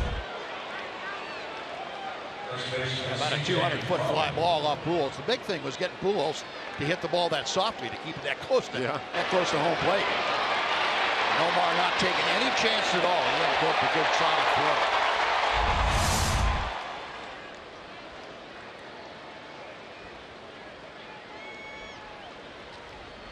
So now with 2 gone, C.J. Cron, who's 0 for 2. And Martin comes right after him again. So seems to have settled back down into that same groove we've seen all night.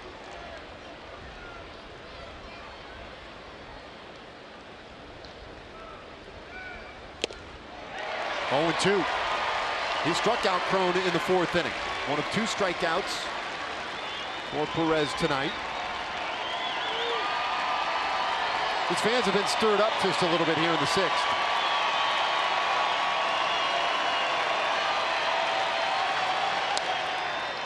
And a comebacker. Odor will finish it off. Trout left at third. A 1-1 game. We go to the bottom of the 6th at Globe Life Park.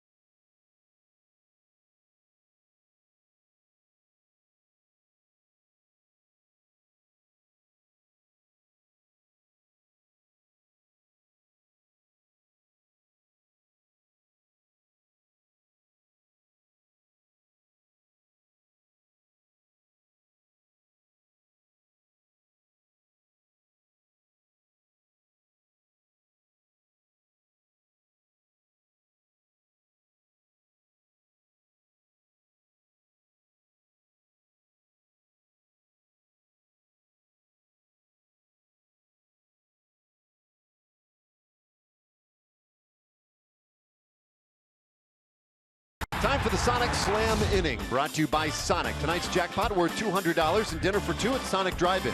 If a Ranger hits a home run this inning, Karen Grisham from Hot Springs, Arkansas wins $200. Now, if a Ranger hits a grand slam this inning, Karen wins $25,000. You can register at any participating Sonic restaurant. Good luck, Karen. Well, there's a guy who will begin things for the Rangers in this sixth inning, but the Angels have gone to the bullpen for the first time tonight. Mike Morin, the right-handed pitcher, 25 years old, comes on. Yeah, Marlin had played his collegiate ball back at North Carolina. 57th appearance. Rangers have seen a lot of him over the last couple of years. Great changeup, very good fastball, and a great changeup. And he gets strike one on Beltre. Beltre has had an interesting night tonight. A 10-pitch at bat of the second, in which he walked and then slammed the first pitch he saw in the fourth into right field for a hit. This one a little off the plate, and it's 1-1. So a couple of off-speed offerings, slider then changeup from Morin, and now we'll see if Beltre maybe gets a fastball. Shoot it foul. Count 1-2. He did get the heater, but couldn't straighten it out.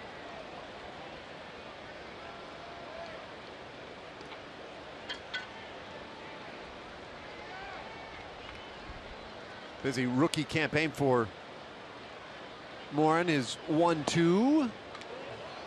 Just a little low. Adrian got down there to take a good look at that one. He was right down at eye level. Well, the Angels have been using everybody in that bullpen. Scioscia hasn't been afraid to get everybody involved. So with Morin in, they already have activity bustling down there, and a strikeout of Beltre starts the sixth. It was the slider that time from Morin.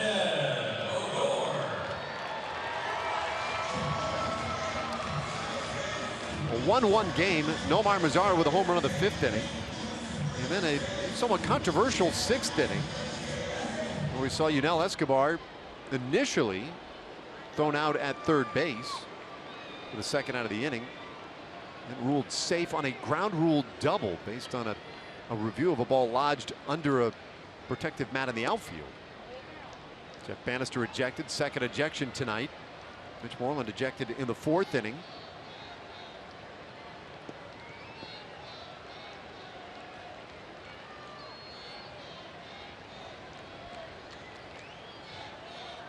One and 0 to Odor. And it is a little high. So when Banny was thrown out, and I don't know, I mean, Joe West, as I mentioned, was looking at him, don't even do it. Right. And so the second you do, you're done. Yeah. Yeah. There's no equivocation about that. That's just standard operating procedure when you question a review call. 3-0, nowhere close on Odor here. So not unlike calling, or rather arguing balls and strikes. Well, yeah, there is. There's some latitude there. Umpire can let you get away with a little bit, but as soon as you question their call made on a review, you're gone. There's nothing you can do about it.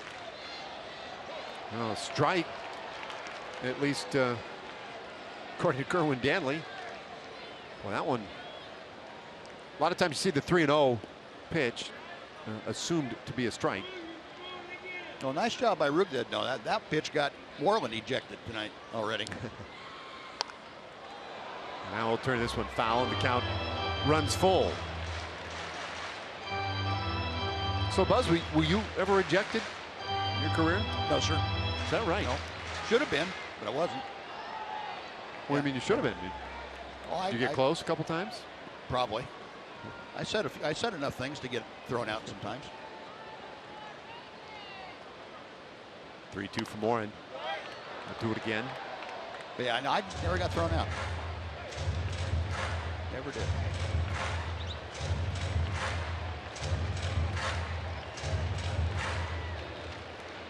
Your MLB analytics stat of the day: fewest pitches per plate appearance. Yeah, you got some free swingers in this one, and Escobar and Rougned Odor. Although this has been a great at bat right here for Roogie. Started off 3-0, and then really he had the walk. A pitch off the plate called strike one, and now getting into a little bit of an extended battle here. Some pretty good hitters on that list, by the way. Rookie's had a great year. Altuve's had a pretty solid year. Escobar's hitting over 300. There's ball 4. So Odor is aboard in the 6th.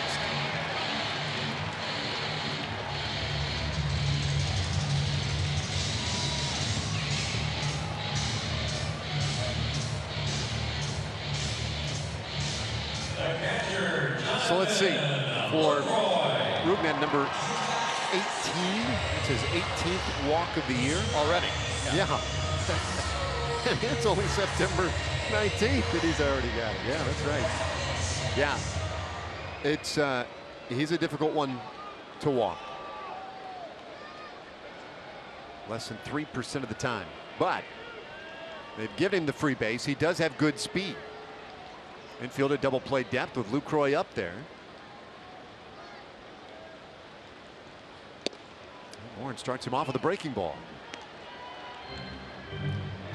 Lucroy has flied out to left, bounced back to the mound, I mean, that was a rocket off the leg of Chacin. It caromed right over to first, where Cron was able to just pick it up, step on the bag, and get the put out. In my book, it just says 1-3. Yeah, that doesn't nearly tell the story of that, does it? I might have to come up with a different way to note that.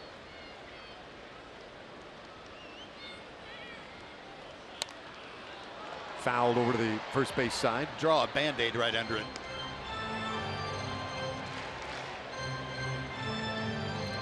How about that view right there, Greg Schmidt? Giving us a little wave. A thumbs up. What if he's got his seatbelt on over there then? A little precarious. Yeah, ooh. You're afraid of heights. Dangling right over the edge.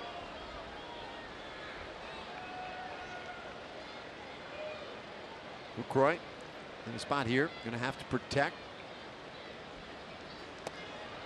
And it waves at strike 3. Odor running on the play, and he is thrown out at second. And he says, no, no, no. Take a look at this one. Joe West right there called him out. Jeff Bannister. Of course, Jeff Bandy not down there right now. Bouchel looking back. It's normally Boo who's on the phone.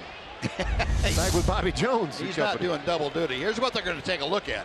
Did he get the tag down before the hand hit the bag? Did he even tag him at all? It looked like he might have gotten him, but not until Odor. He did. He got him on the armpit. But it looked like Odor had the hand on the bag at that point. Let's see. Here comes a tag. Still not on him. Still not on him. No, I don't know. Sure didn't look like it was on.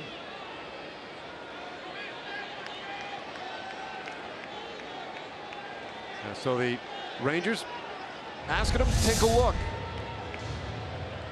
Chase Tingler was the communication man on the phone for Steve Bouchel. And they got the word. Yeah, that one's worth a look. Lucroy struck out for the second out of the inning. Now the question is, will the inning continue for Jurickson Profar? It will not. A very short review at that. Caught stealing ends it. We go to the 7th. It's a 1-1 ball game.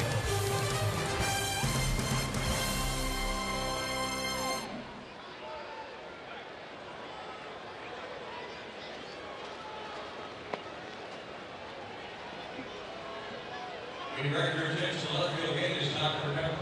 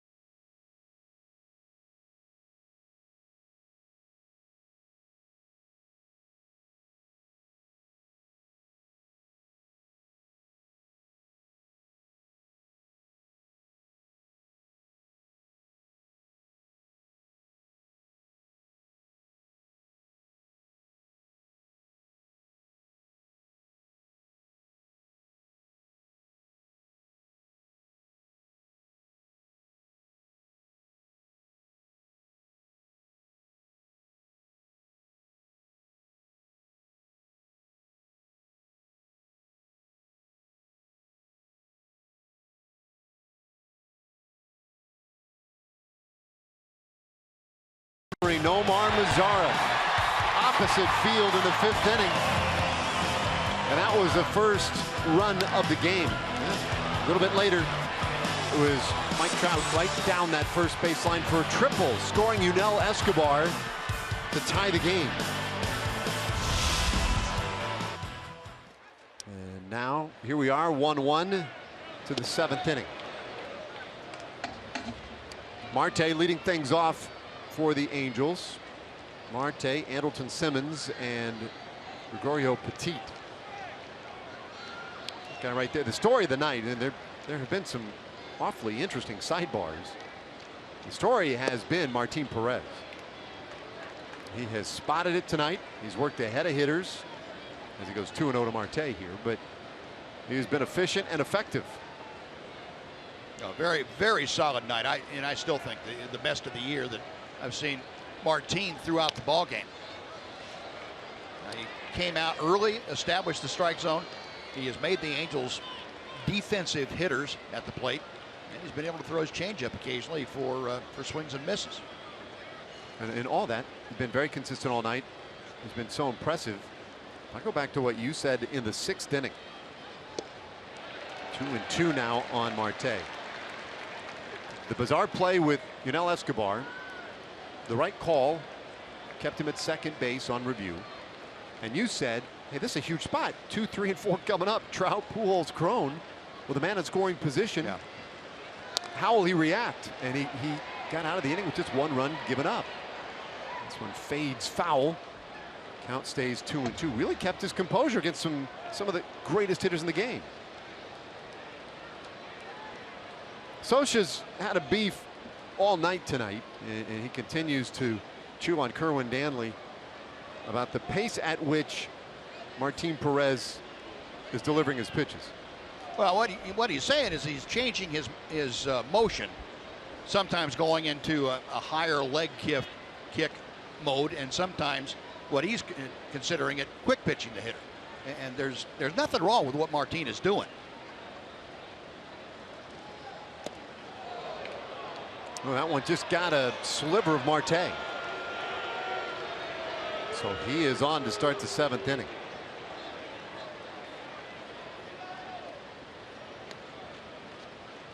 It's been one of those nights for the umpiring crew tonight. They've heard it from all corners. Right off the elbow.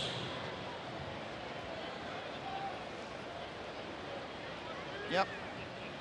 Little deflection off the forearm. Yeah, now he's got something else to need to pitch around here, that leadoff hit by pitch. Simmons has rolled out twice tonight, and we talked a little bit earlier about it, but Martin Perez, one of the most effective ground ball pitchers in baseball, gets right at 54% ground balls. That's 4th best in the American League, 7th in all of baseball. And there is the comebacker, and he'll bobble it a couple of times, so no double play. He'll have to settle for the out of Simmons. Boy, off the bat, you're thinking double play, but he didn't get it cleanly. No, that had a lot of spin on it. A little bit of English. It looked like it hit the glove of Martin Perez and just twisted its way out. And fortunately, Martin kept his head about him and didn't try to do too much. One of those balls right off the end of the bat. It's kind of like hitting a massé shot in billiards. The ball ran up his leg too on top of that. Nice play though by Martin. Make sure you get the 1 out. That's the important thing. It does get Marte out there to second base. And Gregorio Petit, 0 for 2 tonight, is the hitter. Rangers play him mostly straight away.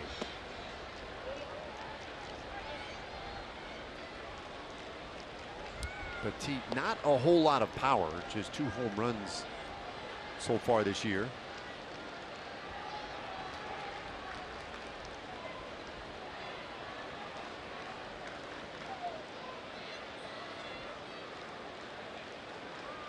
All right-handed hitters for the Angels. Boy, good breaking ball. Where'd that one miss?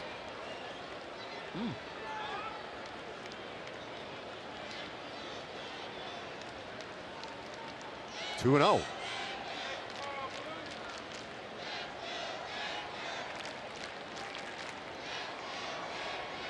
Martin has kept his cool all night. Now time asked for and granted. Well, Rangers already into that bullpen. And Mike Scioscia prepared for whatever eventuality with both righties and lefties ready.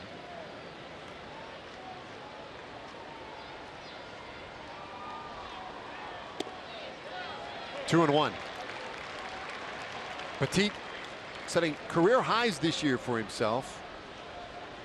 Games played, hits, runs, doubles, triples, RBIs. So it's been a productive year for him. A versatile tool for Mike Scioscia. They'll use him all over the diamond. And he hits this ball pretty well out to left field, but not going to challenge the warning track. Gomez makes the catch. So 2 away. Marte had to hold second base. Not going to run on that arm. Former Gold Glover. And the Tampa Bay Rays will be coming to town to take on the Rangers. Last Saturday home game of the season. And the first 15,000 fans to the park on Saturday, October 1st. Get a Colby Lewis bobblehead, courtesy of Kroger. So come support the Rangers. Get your tickets at TexasRangers.com or by calling 972-RANGERS.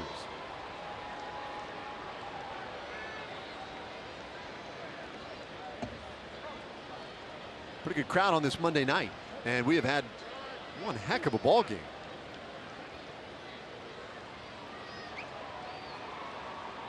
Eighth place hitter. Carlos Perez, the batter here, with Marte out at second base. Yeah, a lot of Ranger fans concerned about starting pitching, so you say, well, those concerns pretty well vanquished now by Martin Perez. I mean, this has been a real lift tonight. Yeah, it has. For both the club and for Martin. Martin needed this, needed to keep the roll going, and I don't know if he felt extra pressure because of what had happened to Hamels and Darvish and Lewis, but whatever it was, it didn't bother him at all. He just bowled his neck and has gone back out. This one served out toward right field, drops in, base hit. Marte rounds third. He'll score the go-ahead run. Perez with the RBI double, and it is 2-1 Angels.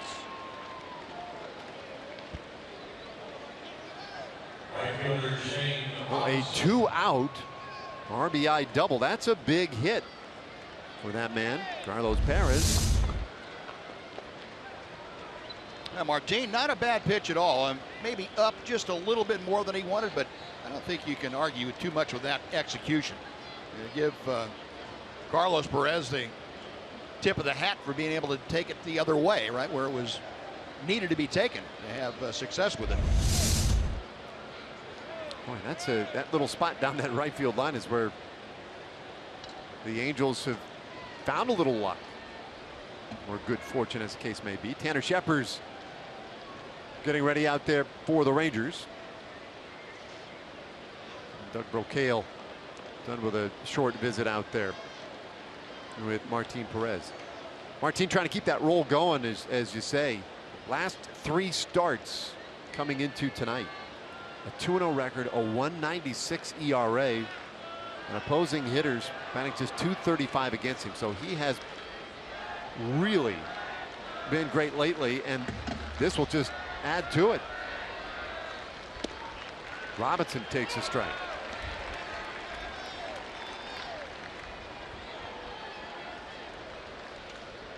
Another light hitting utility man for the Angels, former St. Louis Cardinal.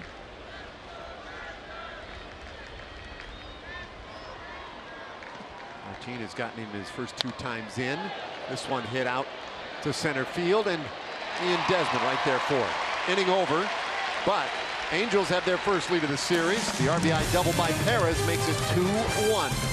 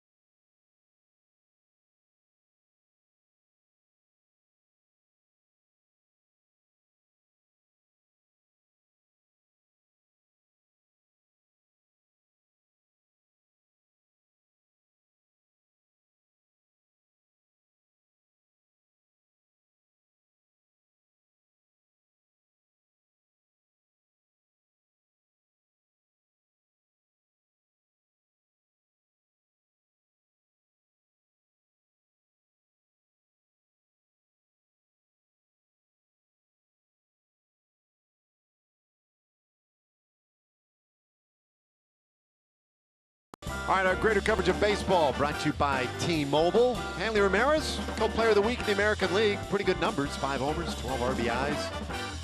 And a real resurgence for him and the Red Sox. And then Ben Zobrist, kind of babe, take the bike to the ballpark. And his son right there with him, riding his bike. That's awesome. Take your kid to work day. Yeah. Almost looks like he's got his glove hanging off his handlebar up there too. That's just outstanding. So here we go, bottom of the 7th inning. And Cody Ege is the new pitcher for the Angels. Yeah, the southpaw Cody Ege, a 25-year-old and former Ranger farmhand. He was a Rangers pick in the 15th round of the 2013 draft. He was part of the deal with Miami last year that brought over Sam Dyson into the fold. That a year ago, July 31st. And Rafael Ortega, the new left fielder. The Angels starting to make some changes in these late innings. Bottom of the 7th, a 2-1 game. Rangers got ahead with the Mazzara homer in the 5th inning. But the Angels scratch out a run in the 6th and 7th. Take the lead. Mazzara, by the way, is due up next.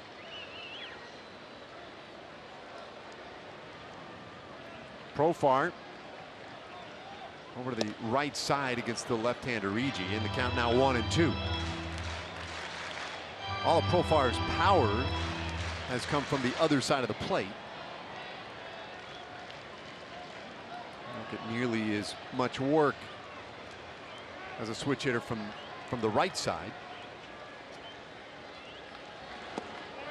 It's 2-2.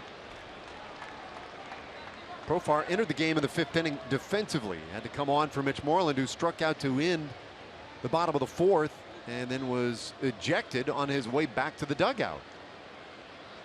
And we've seen the video a couple of times. It's hard to make out exactly what happened. Obviously, must not have been happy with the call. And it's a full count on Profar.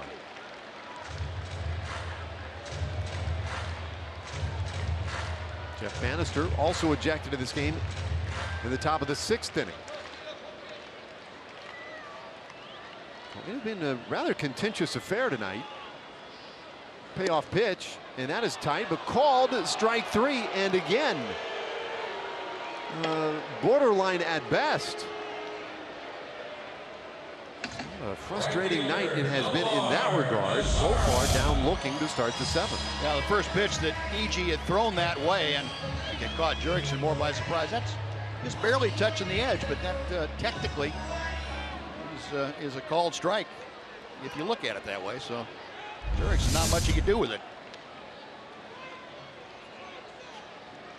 Nomar Mazzara, lefty on lefty here. Mazzara with his 19th home run in the 5th inning.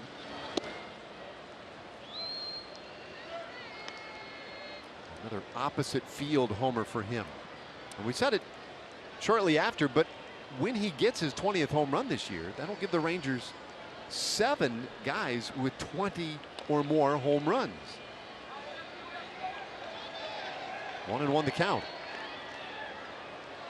I wonder they have in the regular lineup that goes out there every day. I think it's 6, maybe 7 guys at 280 or better. Right. You talk about some balance, yep. Whether it be power or just high average. Yeah, and lengthening the lineup out. We talk about that quite often, and it's a very deep lineup. This ball hit on one hop to Petit, and Mazzara is the second out of the inning. The shortstop, Elvis Andrus.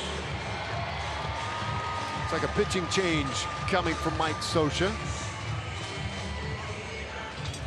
That will be it for Ege. And we will see the 4th Angels pitcher of the night. Angels leading by 1. We'll be back with a new hurler in just a moment.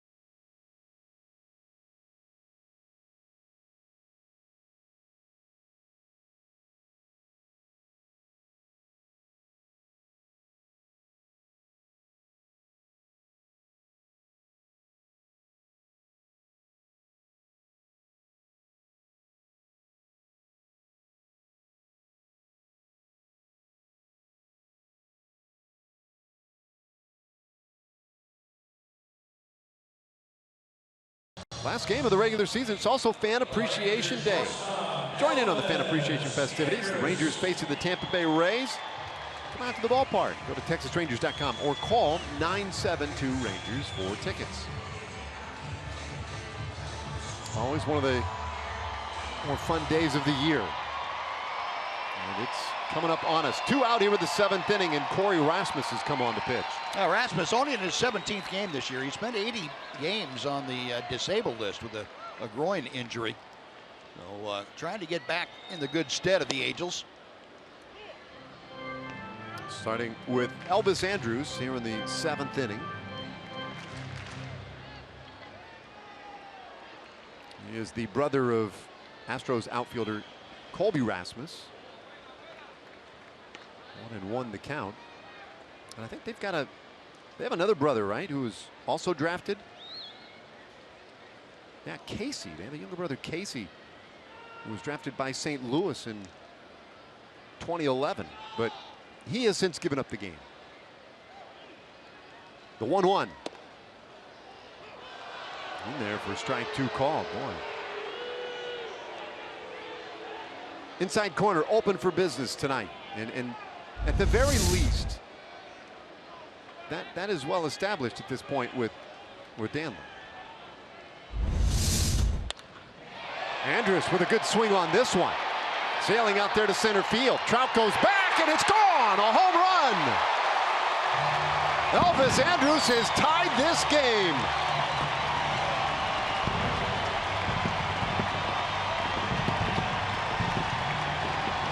Well, when we were talking about Elvis, that was one point we didn't touch on, the power this year. And he has hit some balls in the last several weeks. Better than I've ever seen him hit any baseballs at the major league level. And he powdered this out over the 404-foot sign in deepest left center field. 6th home run of the year for Andrus.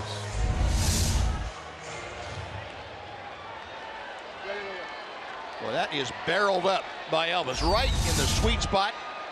And got every lick of that one. So now Carlos Gomez.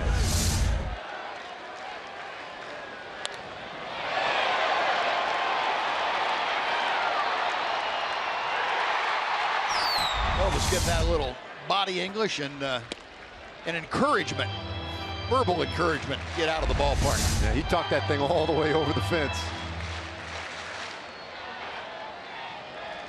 You say going down and get out of here, get up, go. Now bunt, but foul.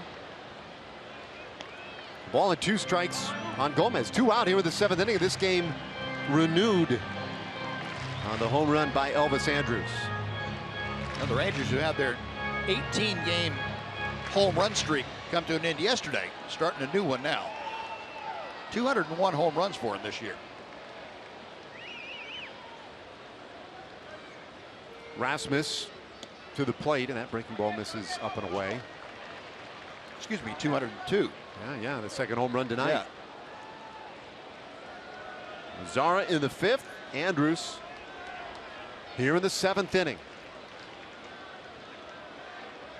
So both starters off the hook tonight. And a full count now. That's somewhat unfair, and certainly in the case of Martin Perez. He pitched wonderfully tonight.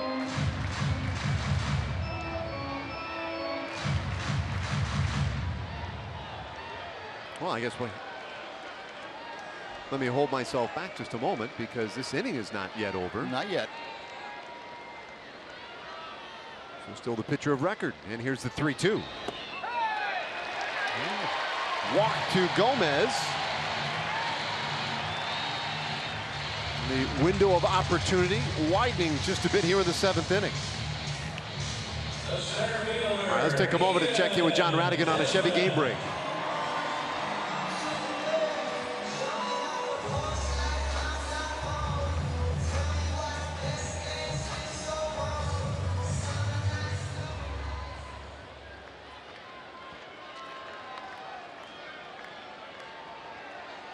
Beautifully done. Thanks, John. Attention now for Carlos Gomez. Desmond's had a good night at the plate.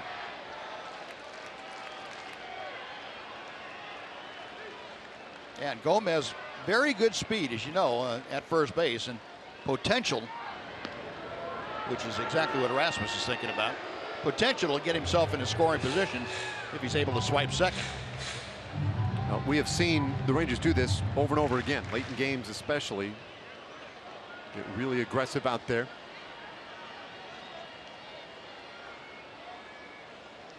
Not going, and the pitch just a little bit off the plate. Yeah, not a lot of fastballs from the Angel bullpen here tonight. Look at it, it might be a little bit tougher to hit that way, but it's also easier to steal if a guy's throwing an off-speed pitch. 1-0. And that will even things on Desmond. Slider low in the zone from Rasmus. Desmond, mentioned with the 2 hits again tonight. He is one of the better hitters in the American League in his home ballpark. A .331 average coming into tonight's game here at Globe Life Park. And that number's going up. Runner going. Pitch is high and outside. Gomez into the head first slide, and he's in there. Gomez with his 17th stolen base and in scoring position. Now Mike Socha saying, hang on here a second. Now let's take a look at this, and everything we can take a look at, we'll take a look at. Carlos Gomez, a great jump, and it was a nice throw by Perez. Looked like he got in underneath the tag. Yeah, should have.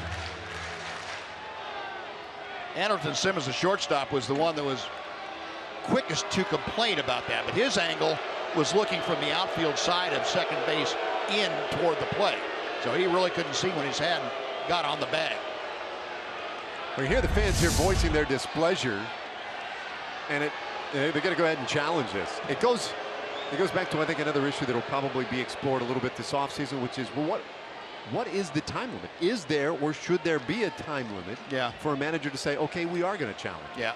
Well, they've set a few parameters. Most of it has to do with the end of an inning, and you know, you don't have to walk out on the field to challenge it any longer. You can do it from the top step of the dugout, but nothing definitive to your point, Dave, and that's an important distinction. Is there should be some method to speed this up just a bit. Well, in general, have you been a fan of the way it's worked out? I think so. Yeah, I think they've gotten more calls correct. I don't know the exact number of overturns, but I think that it has been worth the effort to get this into play. And there was no illusion that there were not going to be any bugs to work out. And certainly there have been some of the interpretations that have been corrected, and there'll be some more interpretations as time goes on. But I think overall, it's been, and I was as big a traditionalist as anyone as far as, you know, replay and all the technology and things like that. I'm convinced, though, that it has a place in baseball, and it can be a workable addition to the game. Yeah, and I don't have any doubt that they will continue to tinker a little bit with it as we move along. This one, by the way, that was a really tough call. Yeah, both you're right. Live and then on replay. The reality is he was called safe on the field, and it's going to be hard to overturn it. They won't. I didn't see anything in that replay that was definitively showing him to be out. Exactly, and the call stands, so there wasn't definitive video evidence to either overturn it or uphold it. So the call on the field is what we go with. So Gomez. All right, so these two pictures are synced up. And you see Gomez on the base, and the glove hasn't quite made contact yet. I guess my question would be, if you have that ability and that's what you see, how is that not confirmed instead of the call stands? I agree. That's pretty obvious to me, but that's just me. Meanwhile, 2-1 to Desmond, and he hits this ball high in the air out toward right field. Robinson, though, appears to have room, and that will end the inning. So after all of that, the next pitch results in the final out of the 7th. But Elvis Andrus makes it a new game with that swing, and we go to the 8th.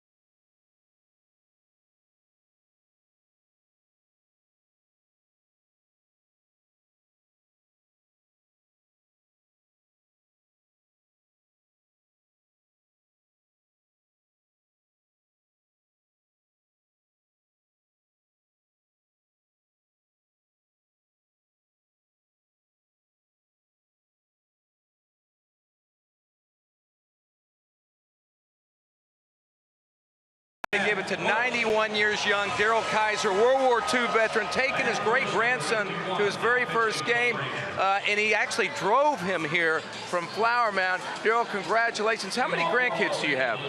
24. Wow, 24. Well, great to have you here. Here's the bag. Way to go. Been rooting on those Rangers all game long. Anything else you'd like to say, Darryl? Well, I'd just like to say that I got better eyesight than these umpires do. All right, Darryl. Well, good to have you there. Great job there. Continue to root on those Rangers. Appreciate it. Way to go, Darryl. Thank you. Oh, man. That is beautiful. All right, off to the 8th inning. Top of the order for the Angels. Yunel Escobar, and then Mike Trout, Albert Pujols. Matt Bush has come on to pitch. Yeah, Matt entering the ball game tonight on a pretty good roll. He's had 6 consecutive scoreless outings now. And he is throwing the ball extremely well. 1 strike pitch. Close.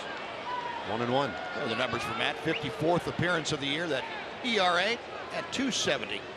League hitting just 2.03 against him. Matt with now more strikeouts than innings pitched. Escobar fights one off. Yunel.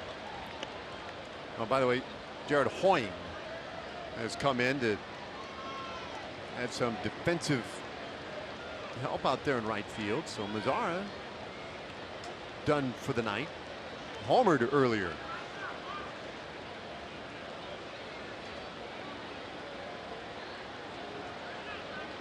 One and 2 to Escobar. And this one again ends up in the stands.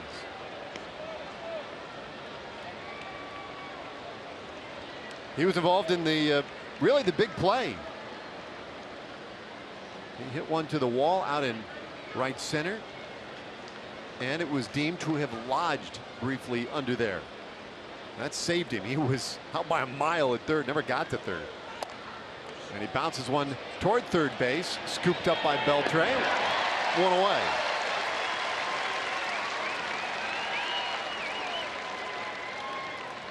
Yeah, Matt Bush pulling the string a little bit on that on the curveball, and he got a weak ground ball to Adrian.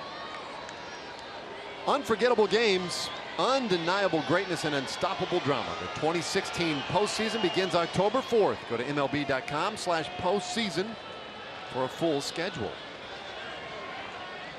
Less than 2 weeks away.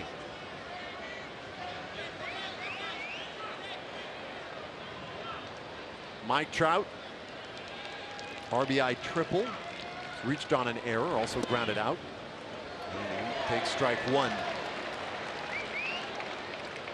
That's that curveball that we saw from Bush at spring training. We saw very little of Matt Bush at spring training. His fastball is electric, and that curveball at times can just be devastating. And there's a swing and a miss to make it 0-2. Yeah, that's a cutter slider.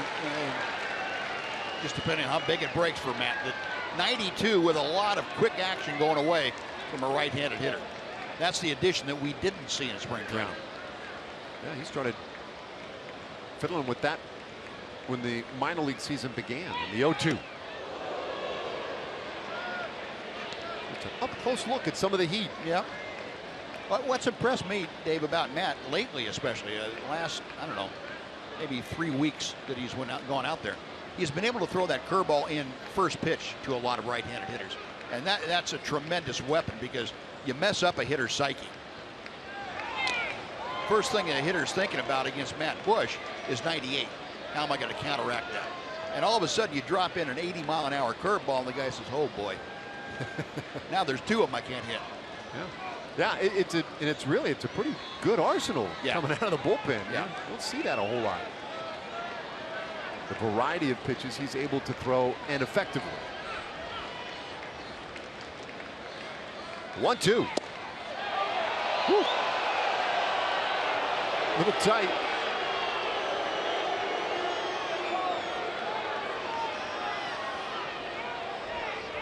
Well, he told me he scrapped the curveball when he came up earlier this season because he didn't feel comfortable spiking it, you know, when you get ahead in the count. Now he uses it to get ahead. Weak bouncer short. Andrews with a strong arm. 2 away. Yeah, we forget sometimes that Matt, even though he's 30 years old, he doesn't have a lot of professional experience pitching. And he's trying to figure out how he's going to get the most out of what's best for him, how he utilizes his stuff the best way. So it's an ongoing educational process for him. And Matt, very much to his credit, well, he's asked a lot of questions, he has watched a lot of people, and he has made adjustments as they have been necessary and has done a great job with it. Pretty tough level to learn on the job, and he has done an amazing job of it. There's a Swifty to Pujols at 99 miles per hour. Let's check in with Emily. You guys were talking about Matt Bush, and when Prince Fielder came back yesterday, Matt came over and said hello to him, and Prince said, hey man, how you doing? You still throwing 100? And somebody piped up and said, yeah, 101 the other night. And Matt started to walk out of the room, and he goes, 101.8 actually. So he's keeping an eye on the radar gun. How could you not? If I'm throwing 101.8, you know, probably rewinding that video a few times.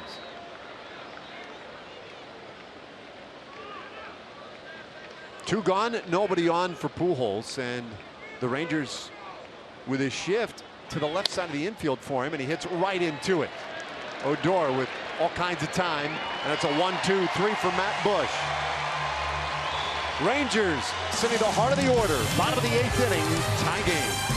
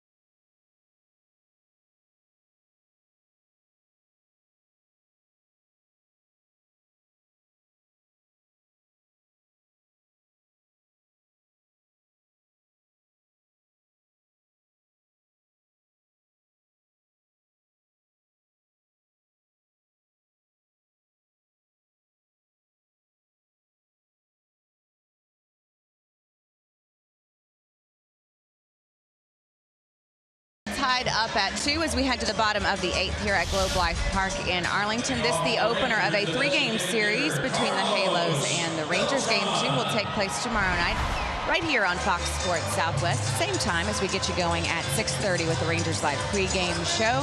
A couple of the big hitters headed into this one. You can see their numbers on the screen. Mike Trout and Jonathan Lucroy.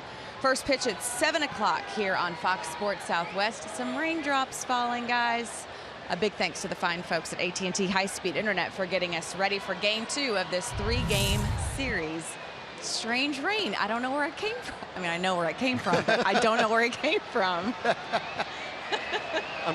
I'm glad you caught yourself. I did. I knew better. Go for cover. That's where everybody else is going. And Carlos Beltran leading off this 8th inning. Boy, look at it. Somebody forgot to notify Mother Nature that it wasn't supposed to rain tonight. 1-1 pitch. A.J. Octor is our new pitcher for the Angels. He is the 5th man out on the hill tonight for L.A.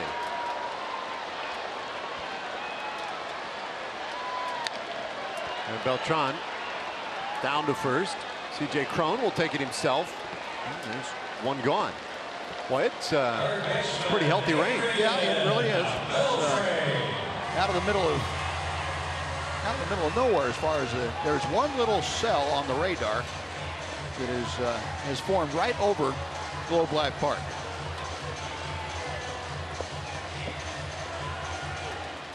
Country Joe cooling off just a touch.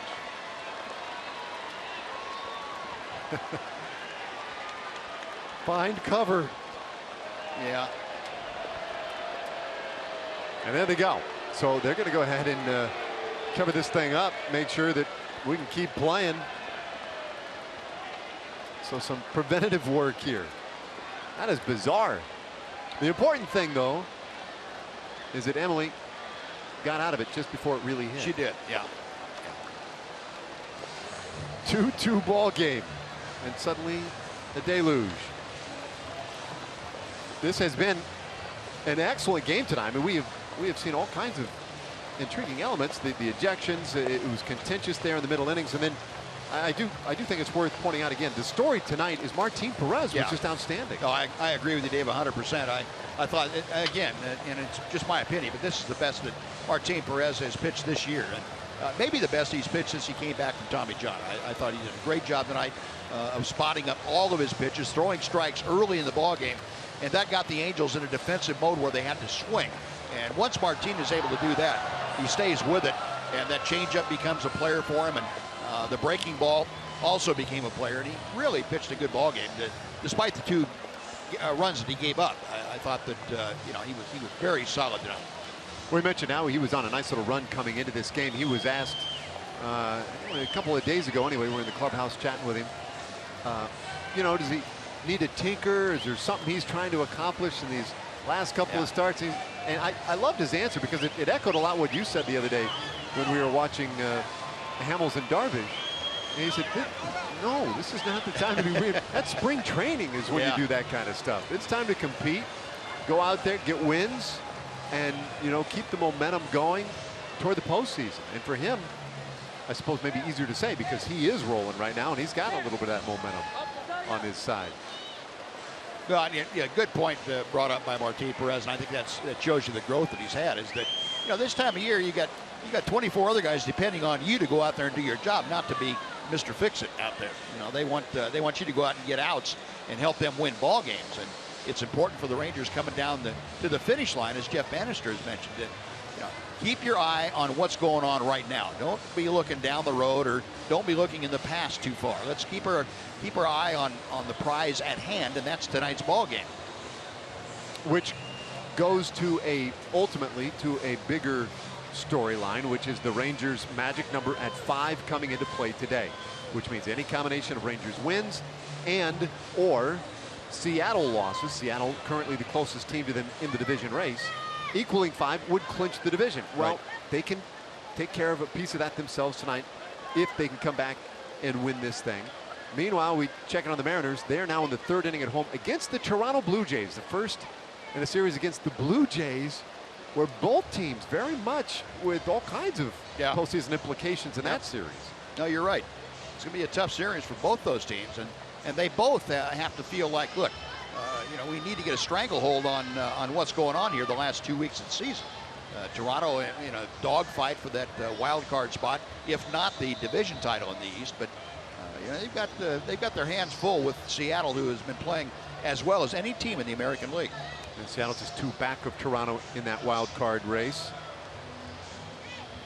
Meanwhile, here, a little bit of rain, or a lot of rain. All of a sudden in this 8th inning, 1 out, nobody on, bottom of the 8th in a 2-2 game. We'll take a little break, and then we'll come back for a little bit more.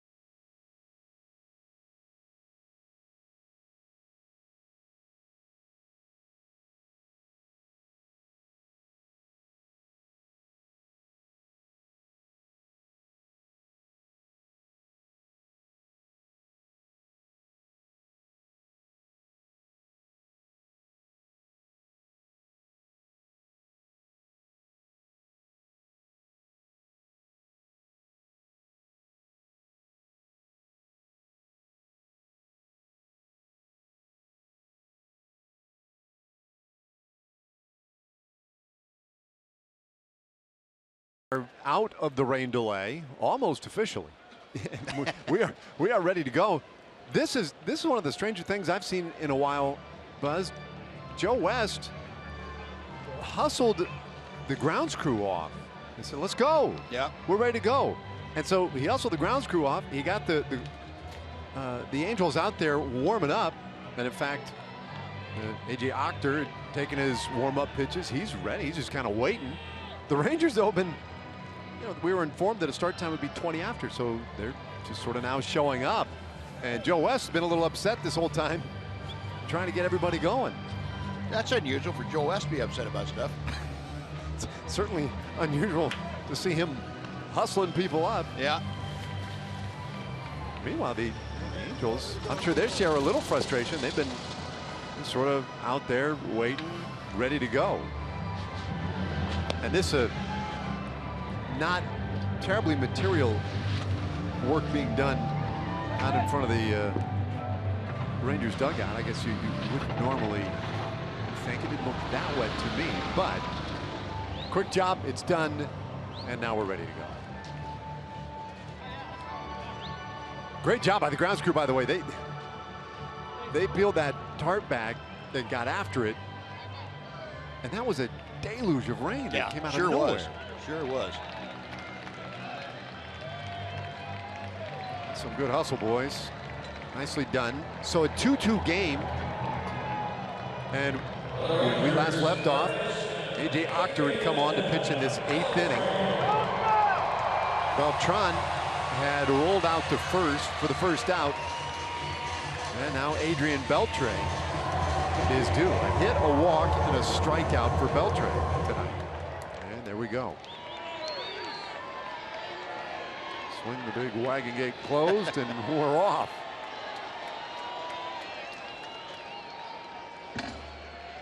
Now we're ready, and Ochter fires to Beltre, and that ball hit hard, left center field, base hit. Beltre will have to hold at first. You hit a ball that hard, you want and almost expect more, but cut off nicely by Trout. Yeah, Trout did a good job of getting over there and cutting that ball off. It would have been, for most center fielders, unless you're playing that way, that ball goes to the wall. But Trout with great speed, able to cut that off and pass. So officially 38-minute delay. A little bit of altitude, and that would have left the ballpark. Peter hit that right on the screws. I figured Trout would be good in the wet stuff, and he was. Beltre on, and now here is Rougned Odor. Kind of a weird night for Rougned. He's popped up foul, flied out to right, and walked.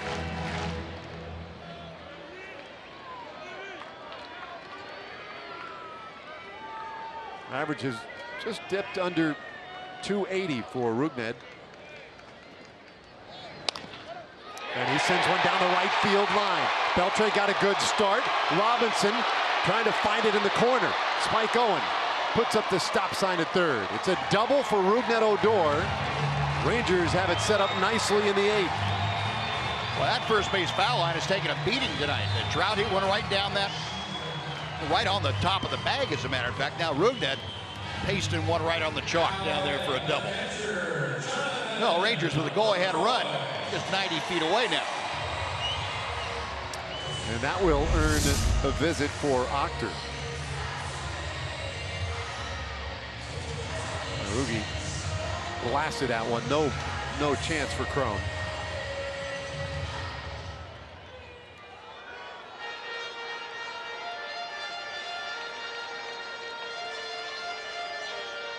And a pretty obvious hold at third base of Adrian Beltre. Mike Scioscia was gesturing out to the bullpen, and he never came out to cross the line. Now, Charles Nagy, the pitching coach, is the one that went out to the mound, and Scioscia was standing out in front of the dugout, gesturing with both hands like he wanted a right-hander and a left-hander. I wonder, it doesn't seem like anybody's paying attention down there. No. What if the phone's not working? Sorry, Mike, nobody wants to come in. We're not going to do it right now.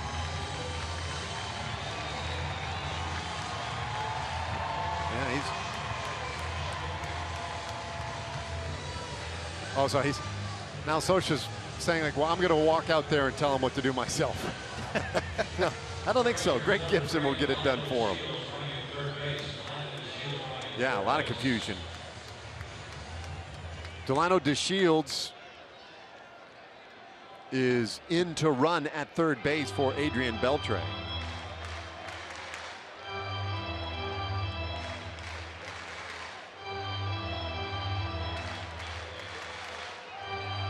It was one of those nights for both managers. Yeah, it really has been. It's been an odd game. A lot of things we don't normally see have taken place.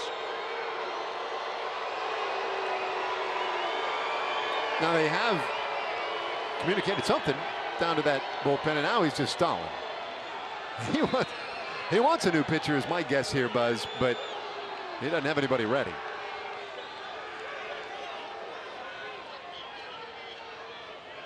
Now, Kerwin Danley going to go over and talk to Buechele.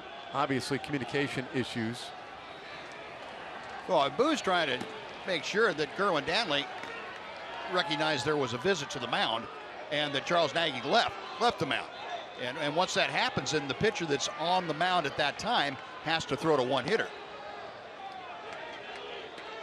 Well, Octor getting a couple of tosses in during the delay. Jonathan Lucroy will be the hitter. So we've had our Octor visit, and now you see DeShields down at third for Beltre. Odor at second. And let's just put Lucroy on.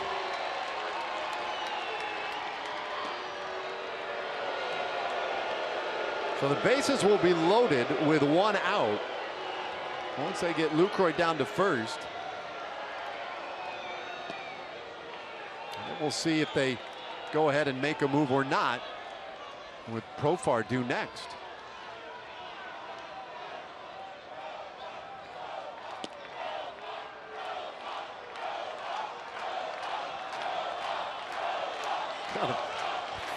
Fans are into it.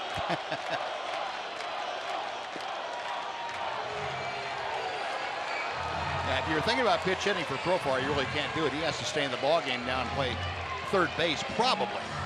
And you could always bring in Hanser Alberto, but one of them's got to play third base with Beltre out of the game.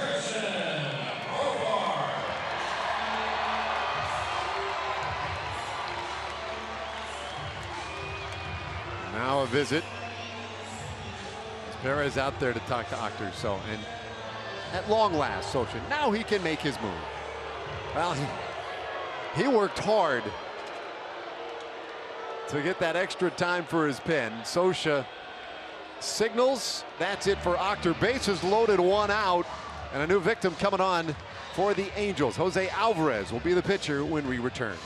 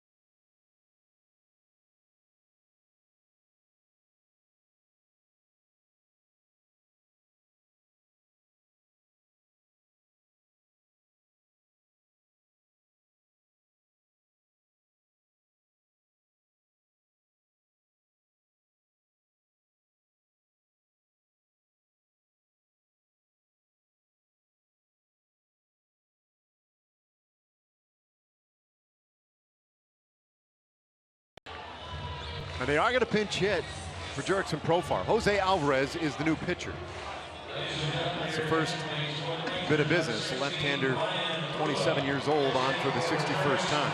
Yeah, he's a workhorse for the Angels. You see, though, the opponent's hitting .298 against Alvarez. So the Rangers have the situation they want with Ryan Rua coming off the bench, who has good success against left-handed pitching.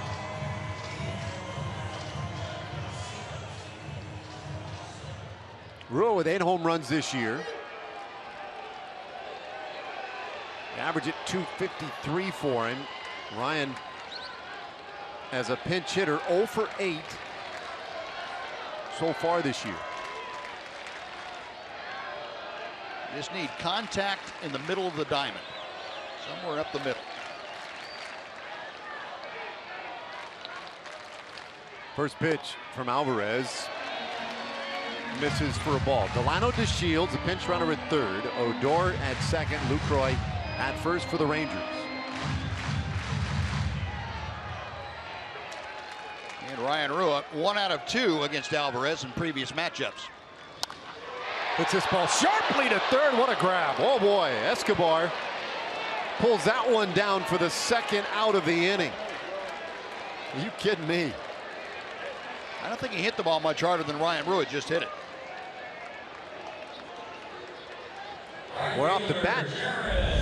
That had a chance to get 2, maybe clear him.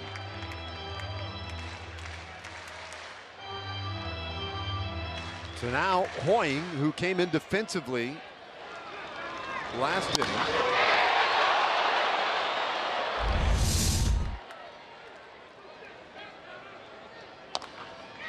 And a slow tapper.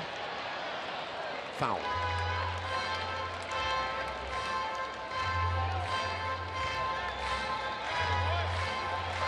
Oh, what a wild inning. The rain delay of 38 minutes after the ground out by Carlos Beltran. And Beltran came right out with a base hit. Odor followed with a double. Intentional pass to Lucroy, and then on the pitching change, Ryan Rua pinch hitting a sharp line out. It's up to Jared Hoying.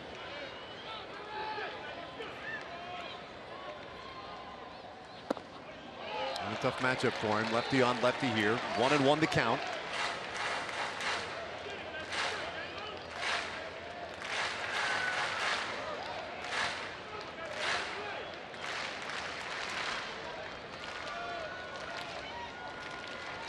Hoying has appeared in 11 of the last 12 games now, and he's ahead here 2-1.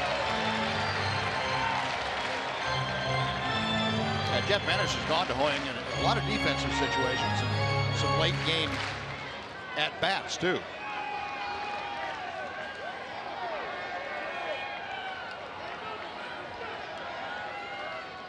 Two-one pitch. And that's a beauty. 2-2 the count.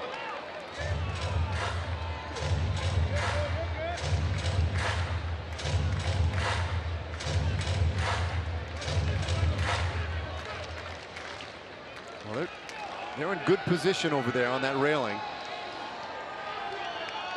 And Hoying can deliver a big hit.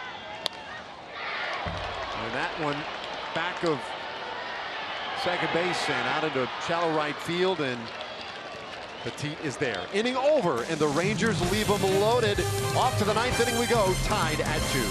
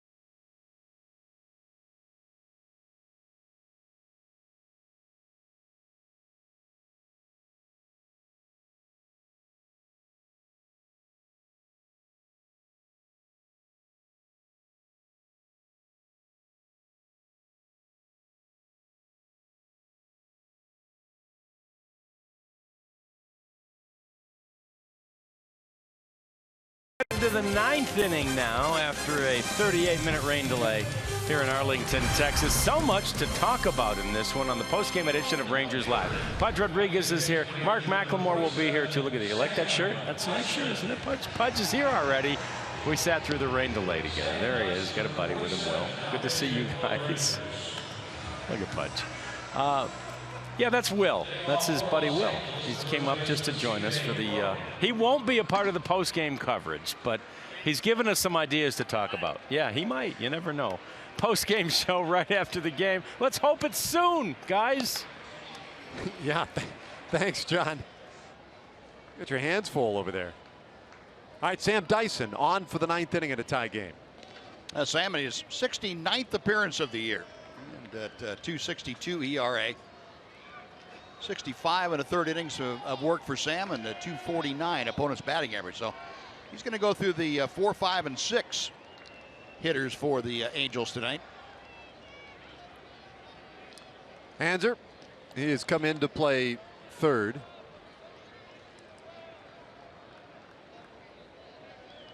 Beltre out of the game. Now the base hit was lifted for the pinch runner. C.J. Cron. Takes one high.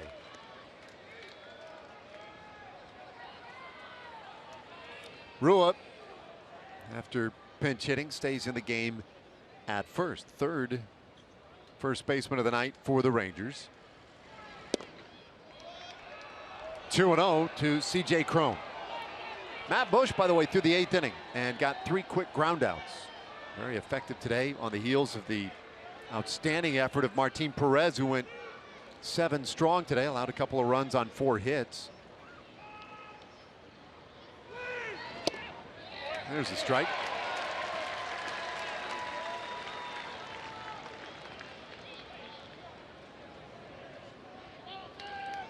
Cron 0 for 3, struck out back of the 4th inning.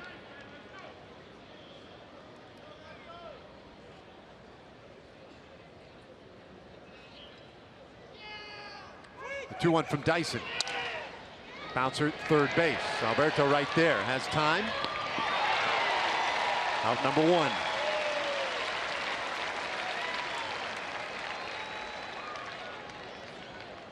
He's sure-handed. Yep. Yes, he is. 2 years ago, the best defensive shortstop in all of minor league baseball. Hanser has good hands. Yeah, appropriately named. He's done a nice job and perfect spot for him tonight down there at third. Here's Ortega. He came in to play left field and his first at bat of the night.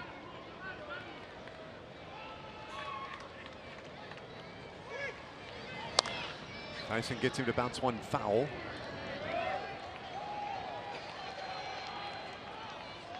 Rafael Ortega.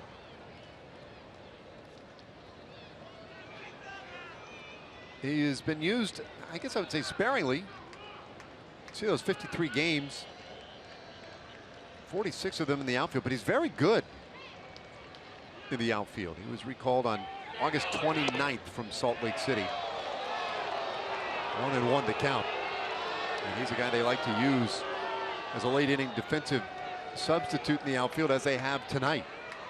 Also a very good pinch runner. He's got great speed. The 1-1. Ooh, golfs out one.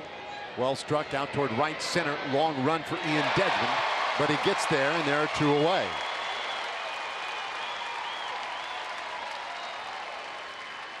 Now Desmond playing relatively shallow and maybe a couple of steps toward left center. Had a long way to go, but fortunately that ball hit high enough that Ian could use his closing speed and track it down. You see where the starting point. That ball perfectly placed in between both Hoying and Desmond. Ian turned into a very, very capable center fielder. Well, with 2 away, Dyson needs just 1 more to give the Rangers a chance in the last of the 9th inning. Andrelton Simmons.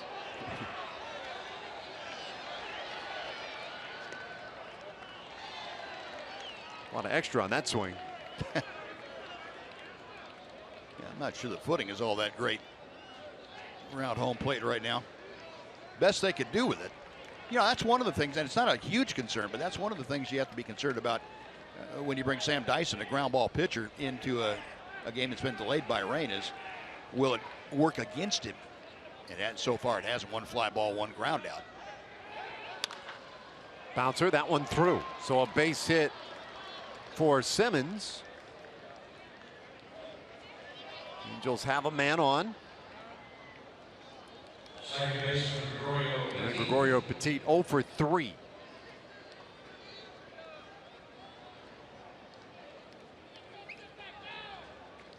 In the bottom of the ninth, Elvis Andrus will lead it off. And it's Carlos Gomez and Ian Desmond.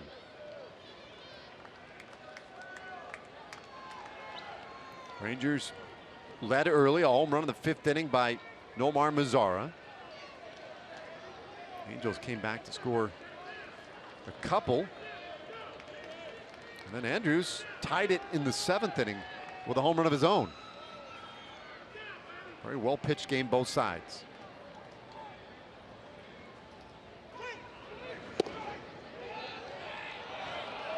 In on Petit. Need to keep an eye too here on Simmons. Not a big base stealer, but he's 9 out of 10 this year. So if he gets the kind of jump that he expects to, he's pretty proficient at swiping bags. And of course, going against the best in the business as far as throwing out opposing runners, that would be Jonathan Lucroy. He's thrown out a major league high 35. Little tapper. Tough play for Dyson. Got him. Wow. I'm not sure how he got that ball around Petit, and I'm equally unsure how Rua got it. Elvis Andrus homered earlier in the 7th inning. He'll lead off the 9th in this tie game.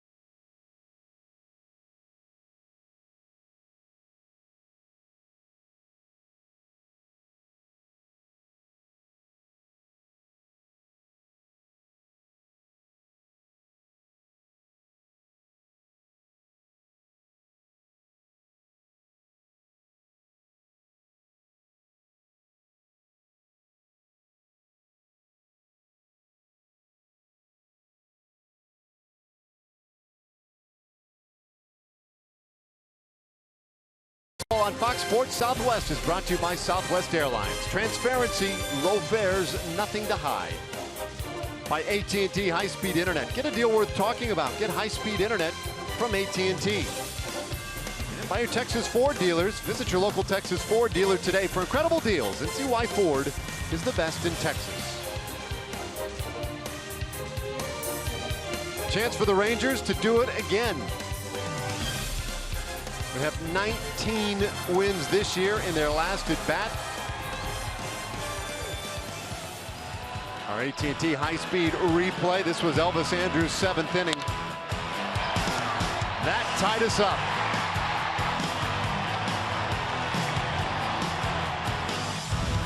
And he leads us off here in the 9th. And a bouncer through, base hit. Elvis Andrus on to begin the bottom of the 9th inning.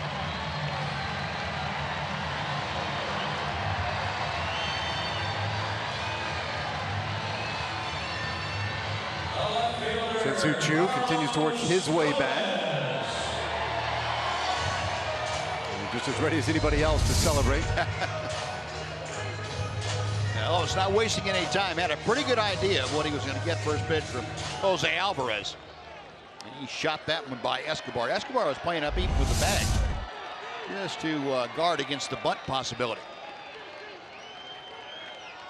Elvis with very good speed, not going anywhere. The first pitch to Gomez, taken for a strike. Carlos 1 for 3 with a walk.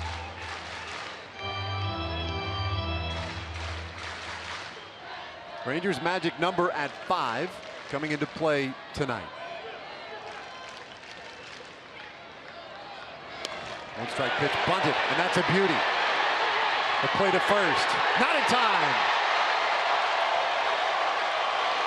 Gomez beats it out. Rangers have the winning run in scoring position. Well, on this kind of footing, a little bit of slickness on the grass. Good job by Carlos Gomez to get that ball down and make Alvarez field it. He had a long way to go to get the ball, and it took a little bit of time extra to get rid of it, make sure he made an accurate throw. And Gomez, with his speed, just able to beat that one out.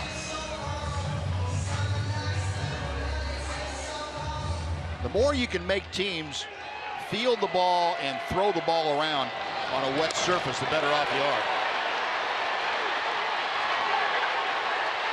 That's a big bunt single. Now Ian Desmond. Desmond already with a couple of hits tonight.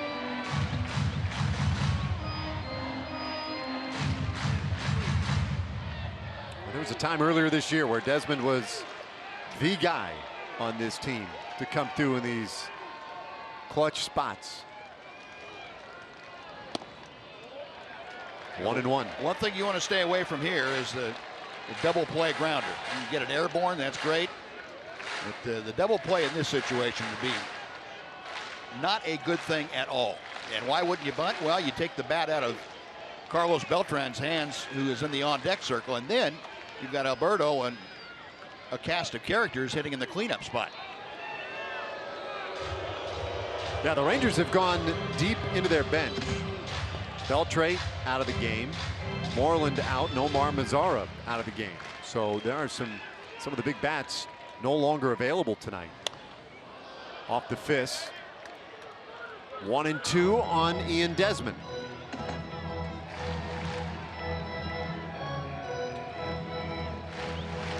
He's done a nice job lately in these spots.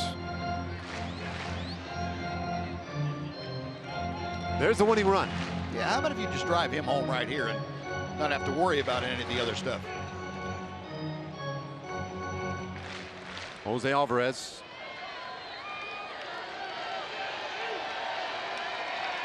Fifth relief pitcher used tonight. And Desmond serves it out toward right field. That one drops in, base hit. Andrus being waved. Here's a throw, and it's wide. Andrus scores, and the Rangers have walked it off again.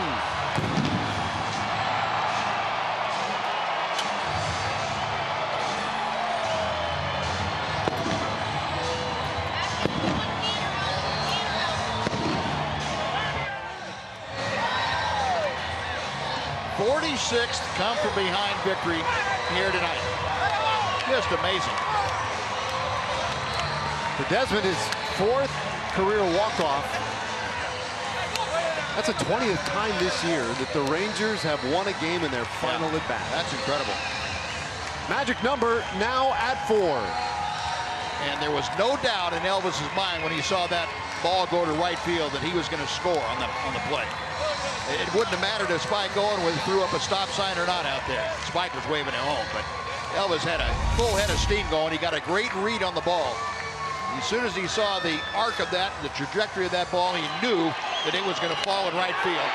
And Elvis put his head down, and he was charging home.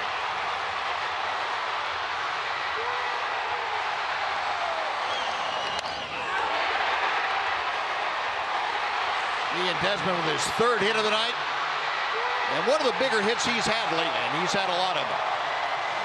Yeah, he's been in need of a lift. Yeah. And that's a big hit for Ian Desmond. And it's a big hit for the Rangers.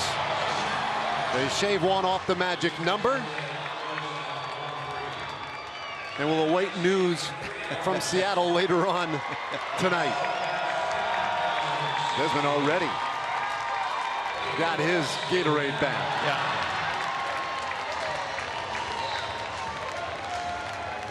These guys are getting pretty good at this, by the way. They are. They've had a lot of practice. All right, down to the field, Emily Jones. All right, we've got the Powerade bath out of the way. Ian, a big hit for you, a big win for this team.